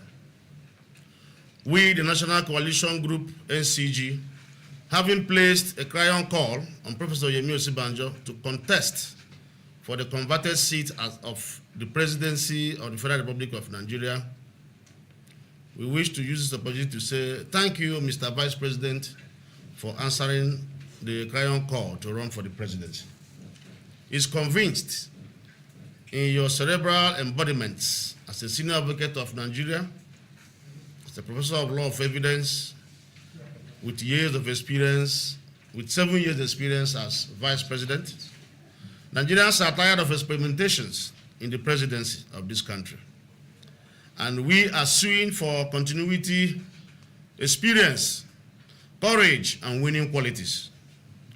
All Progressive Congress APC, our dear party, has the handsome opportunity and best choice before it, as Professor Yemi Osinbajo will form a major standard bearer in the 2023 presidential election. A chief trainer of the All Progressives Congress, APC, Joe Igbokwe, has asked Vice President Osinbajo to show respect and withdraw from the 2023 presidential race. Igbokwe, on his known Facebook page, said, unquote, "Let me drop it here for history and posterity. If you're one of the people Asiwaju Tinubu raised and you're eyeing the presidency of the Federal Republic of Nigeria, show respect and withdraw from the race." End of quote. Still on the 2023 elections, former governor of Anambra State and the People's Democratic Party PDP presidential hopeful Peter Obi has met with members of the Ogun State PDP Working Committee and delegates to the forthcoming primaries to seek their understanding and support. Obi assured that if given the opportunity, he would fix all impediments to the socio-economic and political growth and development of the country. We need to work for the people. We need to make sacrifice. Cost of governance is unacceptable in Nigeria. The waste is too much. And all borrowing money and throwing it away for no reason and giving us excuses. I said, I don't want to just investigate. Please do not do what delegates did in the past that brought us here. Where we are now, we don't have room to move further. The further we're going to move is that everybody's in another country as refugees. Your children will be in school. We will pursue the country. We'll move in the right direction. And that's what PDP is offering. That's what my colleagues and myself is offering. Then among us, check who is likely to keep his words, who have kept his words in the past. Now more women have continued to indicate interest to run for various political positions across Nigeria. The wife of the governor of Ondo State, Betty Akeredolu, has indicated interest to run for Imo East Senatorial District, her place of birth.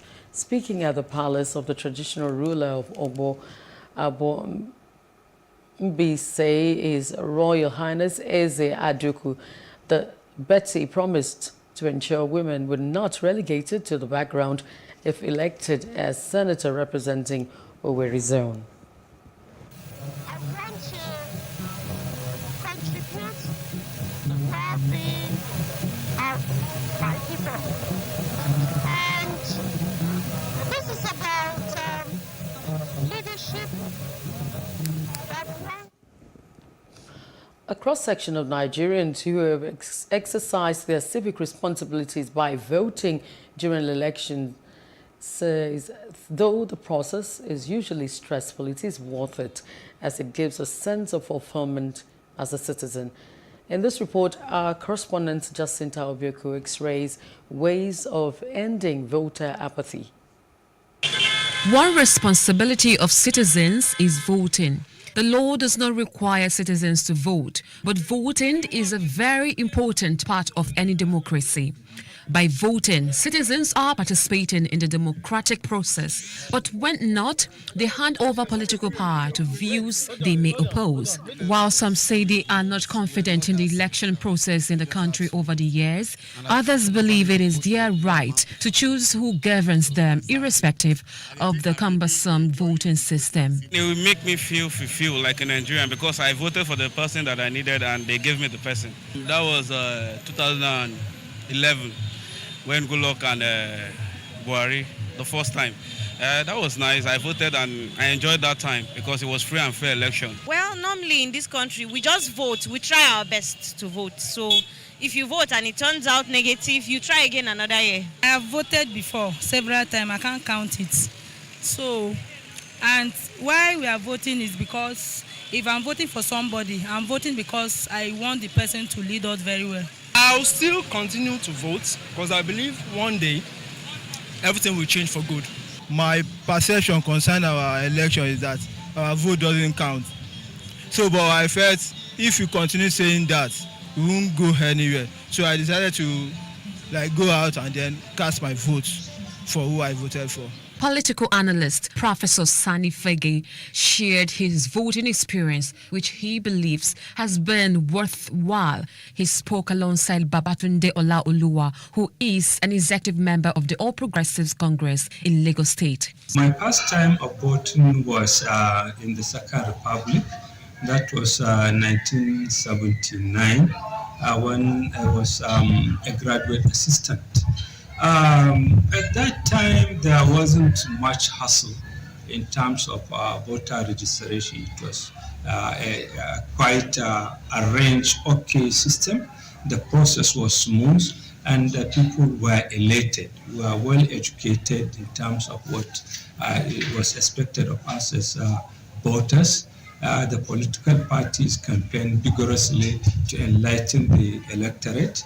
Voting for the first time occurred in 1983 during the UPN days. And in those days, there was a sense of fulfillment. In fact, before the day came up, you will be yearning for it because it was a performing government. It was a government that had direction. And because it impacted positively on the people, particularly those of us who were younger ones, are still going through our education, then we wanted that government to continue in office. Fege and Babatunde share the same opinion. Nigerians must not trivialize their civic responsibility. The fate of the country today and in the future is in their hands because democracy has given us the opportunity to shape how things will go in terms of politics and governance. All of us put together need to talk to ourselves. The kind of orientation that is injected into the youth these days about voting is not encouraging. And I think something needs to be done to ensure that we have every individual of voting age to vote at every election so that the government put in place will be the government of the people. Recently, the renowned clergy Pastor Enoch Adeboye charged his congregation to ensure they all participate in the next elections as it's their right. Before you became a Christian, you are in Nigeria. You have a duty to your country to register, to vote, to make sure that your vote will count. You have a duty to belong to any party of your choice at the very grassroots. You can't sit down, fold your hands, refuse to vote, and then begin to complain about the government. Perhaps this is a clarion call to all Nigerians, including human rights activists, the mass media and even political parties to begin engaging the people in voter education. With many big names aspiring to lead, especially from Asuro, 2023 election may just be a game changer for eligible voters. Jacinta Obiuku, Plus TV News.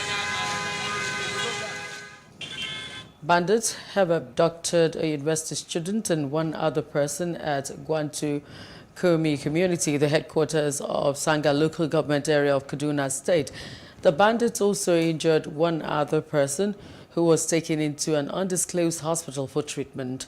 President Gwantu People's Progressive Union, Prince Bala Audu, expressed fear over increasing incidents of kidnapping within the Sanga local government and called on security agencies to improve their response to distress calls from the communities. Dozens of people have been killed and many others abducted as gunmen on motorbikes attacked at least 4 remote villages in the Kanam area of Plateau State. It's the latest in a spate of attacks by armed gangs in the state. Police and local officials have confirmed the attack but did not specify the casualty figures. We understand that the Minister of Labour and Employment, Chris Ngige, is currently having a meeting with members of the Academic Staff Union of Universities, ASU, in Abuja. The meeting, which started around 5 p.m., may have raised hopes of university students returning to classrooms. It is also part of a last-minute move by the federal government and the recurring industrial action by ASU. Hopefully, we get positive response. The youth wing of the Christian Association of Nigeria, Yowekan, has called on the Inspector General of Police, Usman Alkali Baba, to commence investigations into the alleged murder of a gospel artist, Osinachi Nwachukwu. The national chairman of Yowekan, Belusochukwu, who made the demands in a petition to the IGP, said it became expedient as information from family members and friends of the deceased alleged Osinachi died as a result of injuries from domestic violence at the hands of her husband. A Federal Competition and Consumer Protection FCCPC tribunal sitting in Abuja has directed MultiChoice Nigeria Limited, operators of DSTV and GoTV, to maintain the status quo of its March 30th order pending the hearing and determination of the substantive matter. The 3-member tribunal, headed by Thomas Okosun, gave the order following an oral application for adjournment moved by counsel for the firm, Jamiu Aguru, to enable him respond to the counter affidavit and written address, including the contempt charge filed against his client. The claimants, Festus Onifade, a legal practitioner, and Coalition of Nigeria Consumers, on behalf of himself and others, had sued the company and Federal Competition and Consumer Protection Commission, FCCPC, as first and second respondents.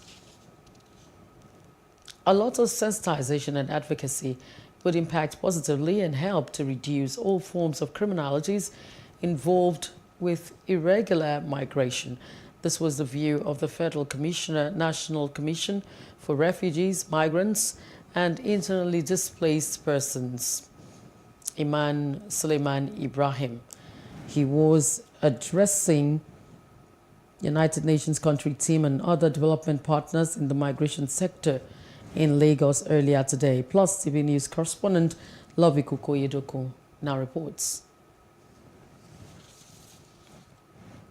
Seated here in this hall are representatives of the United Nations country team and other development partners in the migration industry.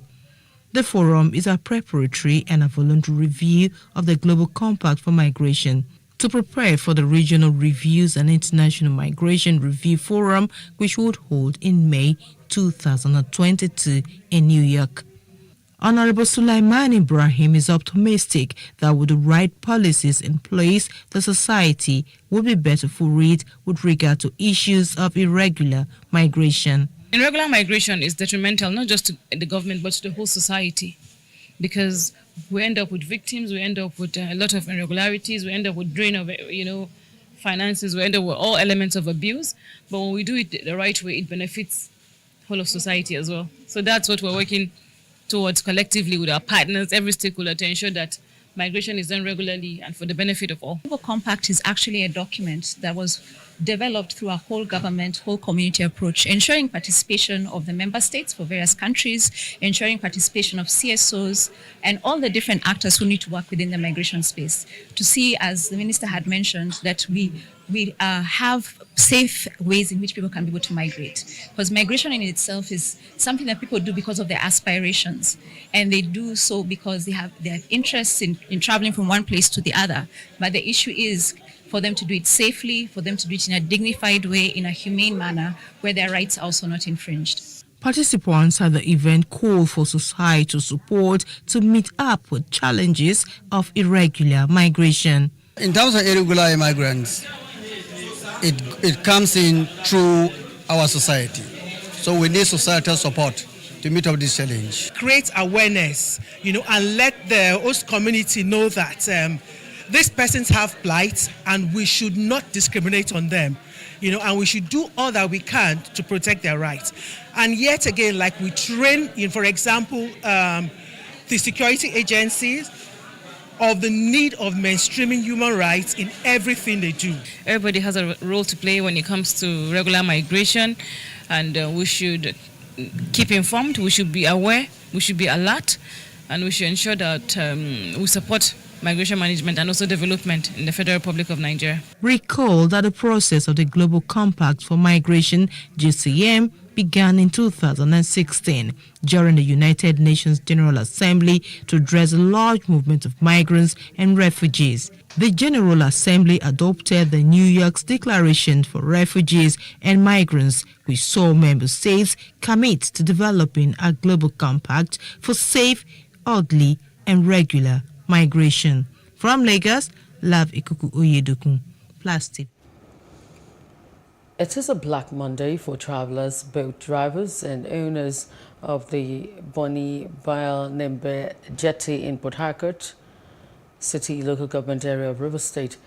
As an early morning fire, several persons, including a pregnant woman and a toddler, were reportedly burned to death. Some of the victims, who were also eyewitnesses at the jetty, said that many fiber and wooden boats were destroyed in the inferno, which started at about 2 a.m., sparked by a local boat that arrived in the city from Brass late Sunday night. Counting their losses, they said the effect of the disaster was massive due to lack of emergency services such as fire service at the jetty. They appealed to the River State government to build a fire service station close to the jetty as promised to avert future occurrence. As I just dey inside the boat, I be dey sleep. My wife just get up, just call me. As she call me, now I run go the back. I tell them, make them follow me, run go the back. They no run come, they run go the front. As they run go the front, me I jump enter inside water for the back. I no come see them again. This thing, the way the thing, if you check where you see the gas bottle there, where the local boats carry, it's inside the boat. So with the way this thing, they just like the way my brother talk. Now to show the local boat where they go dey. Because normally the thing not from our flying boat, now the local boat where the thing born around 12. Now the breeze push the boat. Come here, the thing just push out, the thing just connect. Now you catch all the whole boat. I've lost everything. Good thing, you are seeing what is happening on the jetty. You are seeing people property. You are seeing matured men being naked. That is just for property alone. No, we did not talk about souls. Souls we've lost. The souls we don't go here this morning now, even the ones who don't pick as they try to bring out this engine the way born, we don't pick so many. Not be the ones that will die for night where we park keep here. This thing started around 12 o'clock in the night. We did not see fire service, nothing. It is the boys' area here that struggle to quench this fire. Place like this, we are supposed to have something like fire service. Just because we don't have where that passenger will pass the night, that is why you see most people died inside the fire. The acting manager, National Inward Waterways Authority in Port Harcourt, Abraham Ogu, said there is the need to sensitize the boat drivers and travelers on safety measures. Number one, safety precautions we need to be taken. The boat is just like like driving a car on the road. If your car is not in order, you don't need to put it on road. In fact, for any place like this, where there's what we call water hydrant. Water hydrant is a place that supplies water 24/7 in case of emergency. So I have not seen any water hydrant here. Even though the cause of the massive blaze is not known, previous fire outbreaks at the jetty had been attributed to the storage of inflammable substances like petroleum products used in powering the speedboat engines in makeshift buildings within the slum.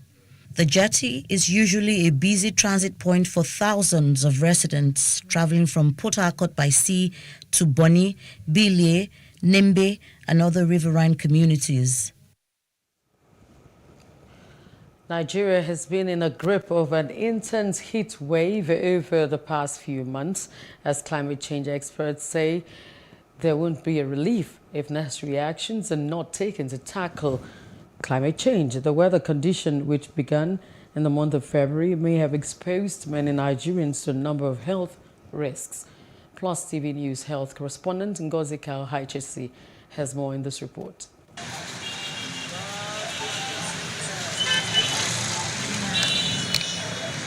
In Nigeria, the dry season usually starts from the month of March to April every year. However, this year, there have been an extreme hot and humid weather nationwide, even in coastal areas such as Lagos. Hitting the streets, residents of Lagos complain about the unbearable heat. Even if you have fans, nothing will work for your house. Except you use hand fan, they fan yourself, come outside. Sometimes we spend night for outside till daybreak because of the heat. Both night and afternoon, morning, the weather is too high. Maybe this is the end of the life, so I don't know. We are feeling the hot weather, but there is nothing we can do with it. Because NEPA no bring lights. So that is why we cannot sleep well in the night in the house. We don't have choice because every pleasant day we buy petrol so that we can sleep better. Because if you can't see fan, the heat is too much. See on my neck like this for it scratches because we have to buy the petrol and we run it to the second day. So I'm not okay. Medical and climate change experts warn against the dangers to human and natural resources. Dr. Tuyime Bawandu, a public health expert for over 3 decades, speaks about the major risk factors of heat and preventive measures to take during this period. The purpose of sweating is to provide a cooling system because once you sweat and the water evaporates, it cools your body. That is the purpose of the sweat. So now you have to sweat excessively. When you sweat excessively, you lose nutrients, you lose electrolytes, you lose water. So now, if water is not replaced, you become dehydrated. I mean, what it means is that the water in your body then falls down below certain level, which becomes a problem for the body. This can have effect on the cardiovascular system, the pumping of your heart. It has effect on the kidney function, and even your mood and emotion. And then, of course, with the heat, you are prone to rashes, okay? Because, the heat rash and infection thereof can be additional problem. So you also observe that people that experience heat, they cannot actually do work as they ought to do it. They have labile mood. Their mood just swing anyhow. They get angry easily, and they are prone to rash decisions. So apart from the thing having effect on the body, it has effect on the productivity of the person and even the productivity of the country or the city as a whole. If you're not an outdoor worker, stay under shade, okay? Trees, houses, bus stops, that's where you can stay. Always take sufficient fluid, okay, along. Philip Jabo is a climate change expert. He calls on the government to take action against gas emission, bush burning, car exhaustion, and other human activities that pollute the earth. If we move away from those things, start looking at, like I said earlier, the mass transit trains that will take people a long distance, like the government is doing, but we don't see too much commitment. Like Lagos State is trying to do, but it's neither here nor there. If we have that nationally, so that I don't need to drive my car every morning or evening, and then I have to enter the train or the metro that will take not just me, but many other people. I think those little contributions added to, for instance, planting more trees, because in the city, Lagos is concrete jungle, just like Warri is, just like Port Harcourt is, just like Abuja is. Abuja is very beautiful, that's what everybody says, but Abuja, like Lagos, is a concrete jungle. There are no trees anywhere. These trees will assimilate as much, as we put into the atmosphere and then cool the atmosphere. But, this is Lagos. That's Abuja, that's Warri, Kaduna, most parts of the country. You don't have the green cover that will, ameliorate what we are passing through. When you go out there in the sun, there's no shade.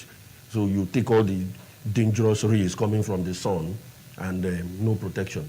According to the UN Climate Science Panel, the world needs to rapidly accelerate its transition away from coal and other fossil fuels to avoid extreme climate change. However, Nigeria has pledged to reduce its greenhouse gas emission by 20% by 2030 with the condition of 45% of international support. Ngozika, OHSC, Plus TV News. The federal government has received 3.2 million doses of Johnson & Johnson COVID-19 vaccines from the Italian government. Speaking during a press conference, the executive director of the National Primary Health Care Development Agency, Dr. Faisal Shuaib, said Nigeria has fully vaccinated a little above 13.5 million people with the first dose of COVID-19 vaccine, representing 12.2% of the eligible population in the country. He said over 23 million people who have received their first doses were yet to take their second jab, a situation the government hopes to improve with the rollout of the Johnson & Johnson vaccine, which is a single shot. Still ahead, Zuma corruption trial postponed after judge says appeal process should run its course. Details when we return.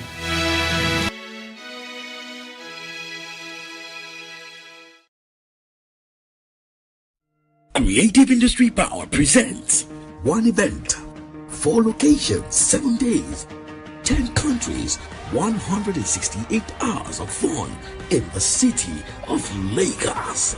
It's the Creative Industry Festival, C-Fest, from the 1st of May to the 7th of May, 2022.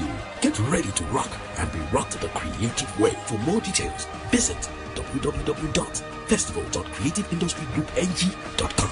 For advert bookings and exhibition stands, call 0913-569-9010. Maximum security guaranteed. C-Fest 2022, powered by Creative Industry Power.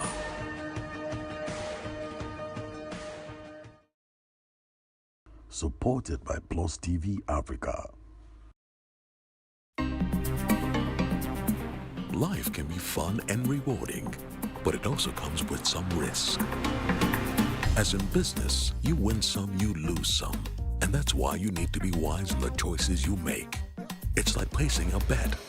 Again, you need to be wise. Wise in choosing an innovative platform with the highest market options and highest odds ever. That's why Winners Golden Bet, the leader in online, in-shop, virtual, and live sports betting, gives you enhanced platforms that offer you the best chances of winning. For betting on live soccer matches, live dog races, and virtual games. Winners Golden Bet is your best bet. Instant payment of winnings guaranteed. Play online or in any of our numerous shops nearest to you. Hey guys, be wise. Play on Winners Golden Bet. Winners Golden Bet, the wise choice.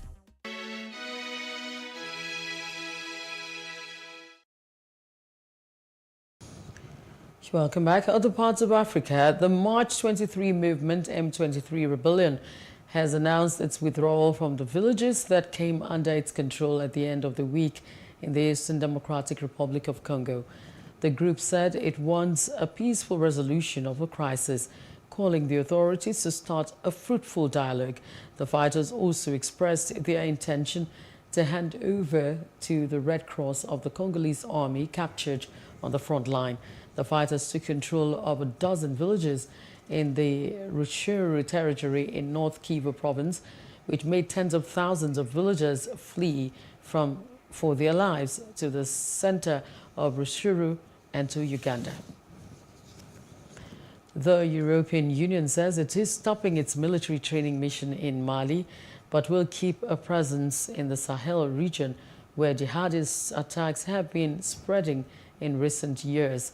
The EU's foreign policy chief, Joseph Borrell, insists ministers had cited the presence of Russian mercenaries from the Wagner group as one of the reasons for the decision not to continue training Malian troops. Rights groups believe Russian and Malian soldiers killed dozens of civilians during an operation against Islamist militants in central Mali late last month. South Africa's President Cyril Ramaphosa has spoken out against the harassment of migrants in the country, comparing the behavior of vigilante groups to the apartheid regime's treatment of black South Africans. Frequent demonstrations have been held in recent months against undocumented migrants who are often accused of taking jobs from locals and committing crimes. Ramaphosa criticized the fact that vigilante groups have been stopping people on the streets and forcing them to produce identification to verify their immigration status. And still in South Africa, a judge has postponed former President Jacob Zuma's corruption trial pending his appeal to the Supreme Court to have the lead prosecutor removed. The former president failed to turn up at Monday's hearing, saying he was ill to attend. Zuma faces multiple charges of fraud, racketeering, and money laundering relating to a $2 billion arms deal in the 1990s with a French company. Egyptian economist Ayman Hadhou, allegedly detained in early February, has died. Hadhou was in charge of economic issues in the Liberal Reform and Development Party of Mohamed Sadat, a member of parliament and nephew of assassinated President Sadat, who recently negotiated the release of many activists in Egypt. The deceased brother, Omar Hadhou, said Ayman appeared to have gone missing since February the 5th, but the Interior Ministry denies an enforced disappearance. A passenger ship has crashed into an oil tanker in the port of Algiers. Algeria's national company for marketing and distribution of petroleum products, Naftal, said the captain of the ship lost control of the cruise ship, Corsica Linea. Initial investigations made by Naftal's damage experts indicated some damage occurred on the oil tanker. Outside Africa, Russia has warned Finland and Sweden against joining NATO, arguing the move would not bring stability to Europe. Kremlin spokesman Dmitry Peskov told reporters that the alliance remains a tool geared towards confrontation. It comes as U.S. defense officials says Moscow's invasion of Ukraine has been a massive strategic blunder, which is likely to bring NATO enlargement. Meanwhile, Russian Foreign Minister Sergei Lavrov has said that Russia will not pause its military operation in Ukraine for subsequent rounds of peace talks.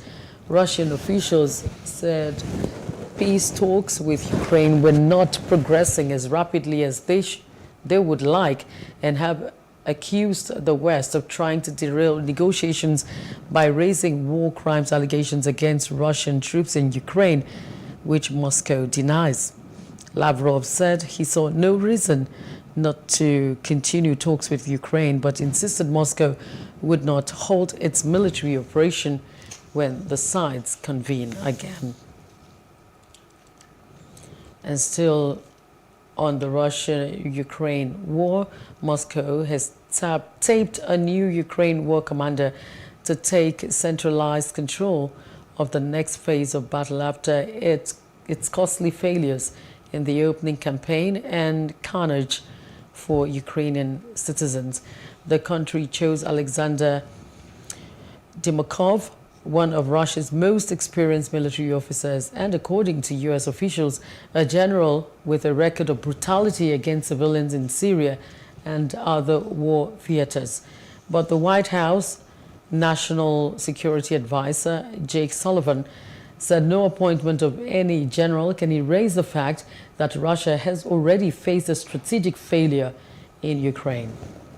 Sadly, we can all expect that those same brutal tactics, that same disregard for civilian life and civilian infrastructure will probably continue as they now focus in a more geographically confined area in the Donbass. You heard the chairman talk about this at testimony last week, that it was his assessment, and we believe he's right, that this could augur in for a more protracted and a very bloody next phase here of this conflict. And I don't know, and wouldn't pretend to say that we know for certain that this new general is going to be the author of some new additional and more bloody tactics, but we can certainly say by what we've seen in the past that we're probably turning another page in the same book of Russian brutality. U.S. President Joe Biden and Indian Prime Minister Narendra Modi held virtual talks focused mainly on Russia's invasion of Ukraine. The U.S. sought more help from India in applying economic pressure on Russia. Both leaders expressed growing alarm at the destruction inside Ukraine, particularly in Bucha, where many civilians have been killed. At the root of our partnership is a deep connection between our people, ties of family, of friendship, and of shared values. On that note, I want to welcome India's humanitarian support for the people of Ukraine who are suffering a horrific assault, including a tragic shelling on a train station last week that killed dozens of innocent children and women and civilians attempting to flee the violence. The United States and India are going to continue our close consultation on how to manage the destabilizing effects of this Russian war. We instantly condemn the killings and have called for an independent inquiry.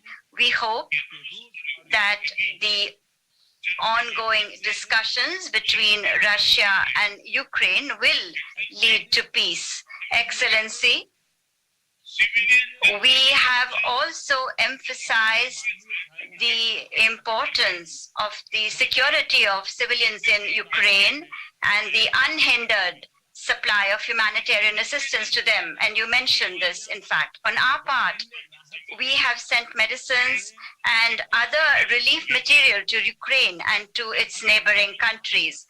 And on Ukraine's request, we will be sending them another consignment of medicines very soon. Up next, Nigeria's non-oil exports fall by 39%. Dollar shortage may worsen. That's in business news after this short break.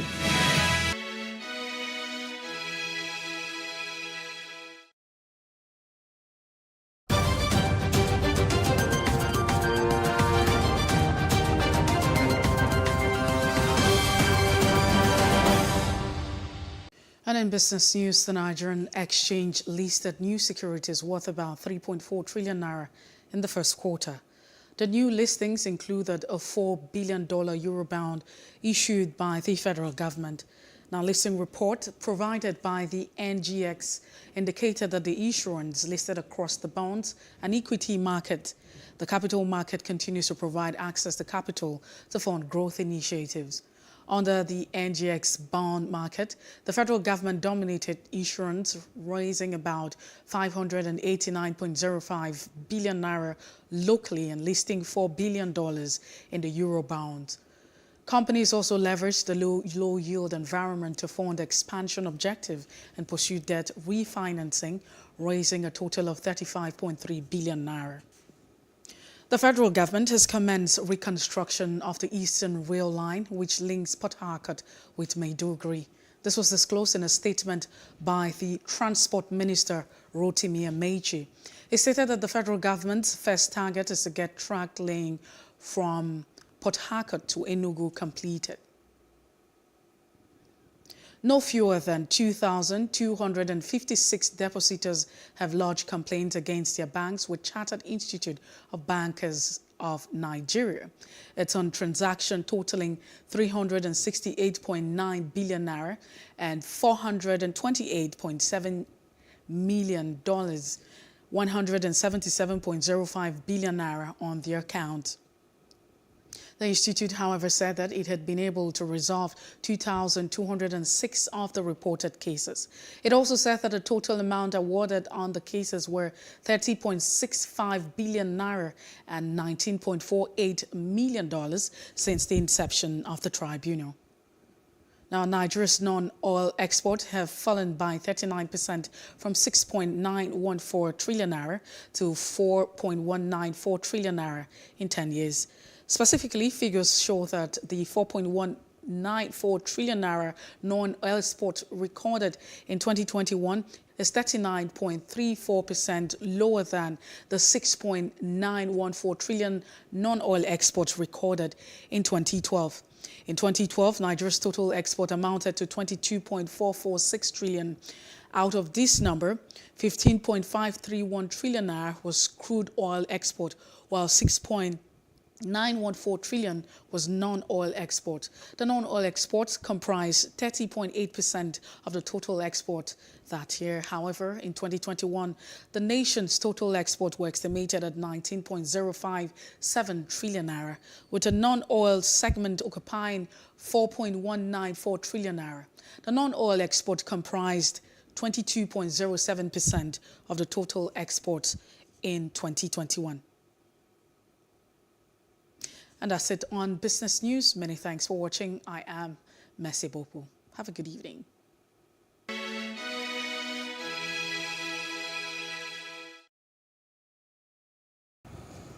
And the very best in entertainment is up next. The Simpsons will feature a deaf actor on Sunday for the first time in its 33-year history. Even though the characters in the show have only 4 fingers, they will use American Sign Language in the groundbreaking episode. Executive producer Al Jean said it's very hard to do it first after 732 episodes, but they couldn't be more excited about it. The episode is titled The Sound of Bleeding Gums. It centers on Lisa Simpson, who finds out that her role model and favorite musician, the late saxophonist Bleeding Gums Murphy, has a son who is deaf and needs a cochlear implant. Lisa gets a little too carried away trying to help the son, Monk Murphy.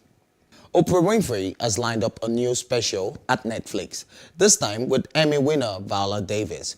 Oprah and Viola, a Netflix special event, which will feature a sit-down interview with Davis. It will start streaming this month. The 48-minute episode will see Davis open up with Winfrey about her new memoir, Finding Me. Davis will share memories of her childhood marked with an unimaginable poverty, disturbing abuse, and all the things that caused pain. Viola reveals how giving up hope that the past could be different has brought her peace, forgiveness, and a sense of self, and a description from Netflix. Viola also explains how she manifested the love in her life and what it took to become one of the most celebrated and talented actresses of all time. The Netflix special and the memoir is paired at just a few of the projects Davis has in store for 2022 and beyond. Rising singer Alabo Names, aka 90, says though the Nigerian music industry is currently doing well, it needs better structures. He said he would like to see more structure in the industry with laws and various award shows. He wants Nigerians to build an industry so renowned and powerful that African musicians would no longer feel they needed recognition from the West for validation. 90 also announced that it was getting set to release his debut extended play album. Let's see what's happening in the world of sports.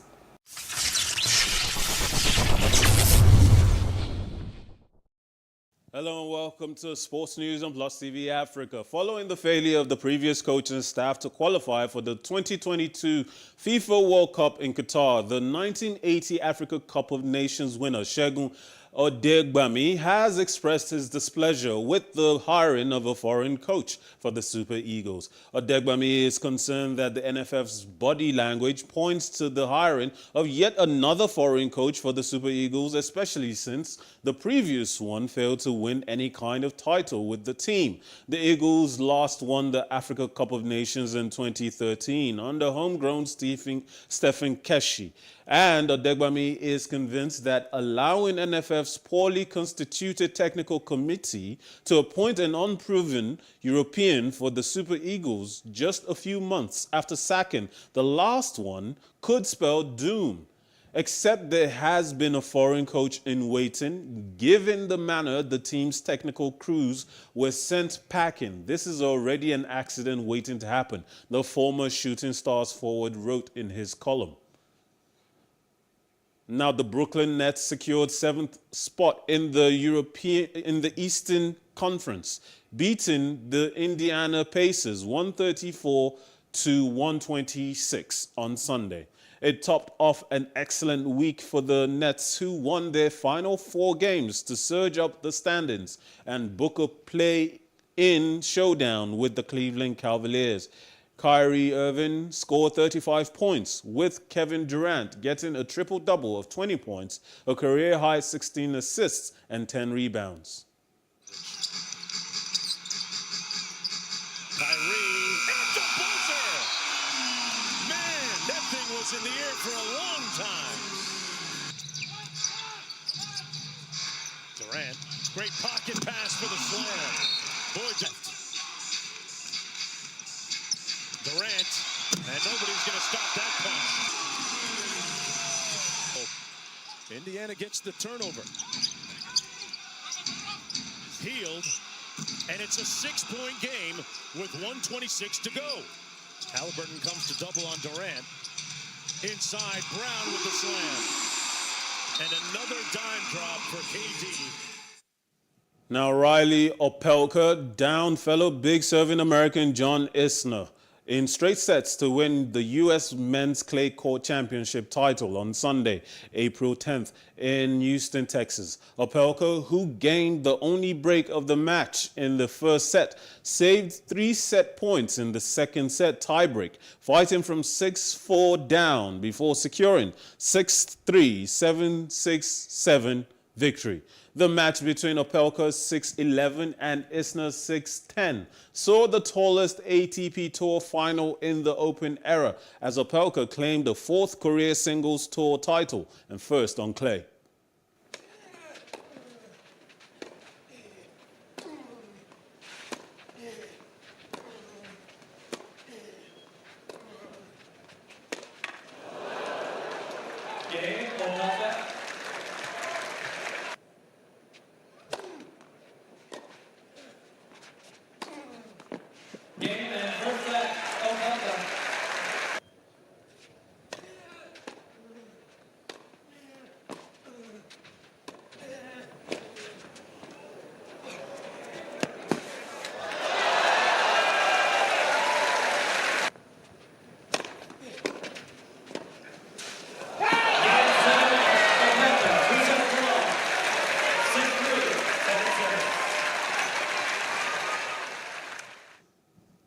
And that's all the sports news we have for you for now. Join us next time. My name is Mikhail Tinubu. Have a good night.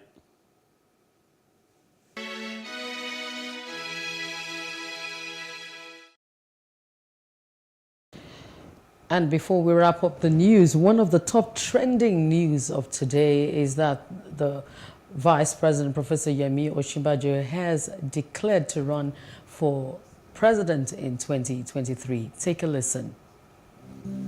Formally declaring my intention to run for the office of the President of the Federal Republic of Nigeria on the platform of our great party, the All Progressives Congress.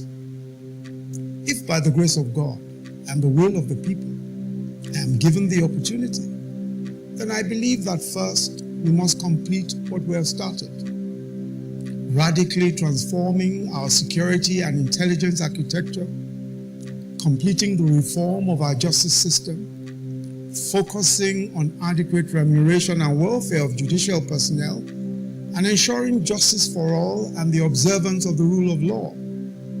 Rapidly advancing our infrastructure development, especially power, roads, railways, and broadband connectivity. Providing an excellent environment for businesses to thrive. Taking the agricultural revolution to the next level, especially mechanization and developing the farm-to-table value chain. Making sure that the government, its agencies and regulators serve the business community.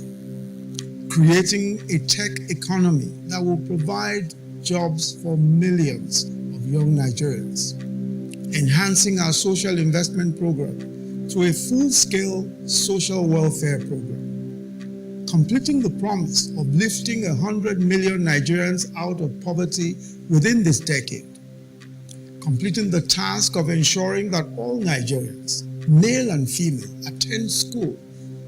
Reforming our educational system for relevance to the challenges of this century. Completing the task of universal health coverage for all. And strengthening the capacity of states and local governments to deliver on their respective mandates. And the main news again. Vice President Yemi Osinbajo declares his intention to run for the office of the president in 2023.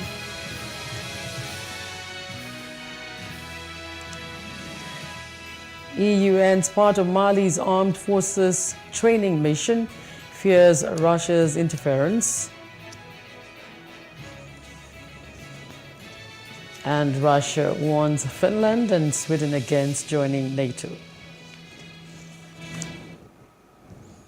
And that's news now. For more stories, please follow us on Facebook, Twitter and Instagram, and do subscribe to our YouTube channel at PlusTvAfrica and PlusTvAfrica Lifestyle. I'm Loretta Chiogo. Thanks for watching and have a wonderful night rest.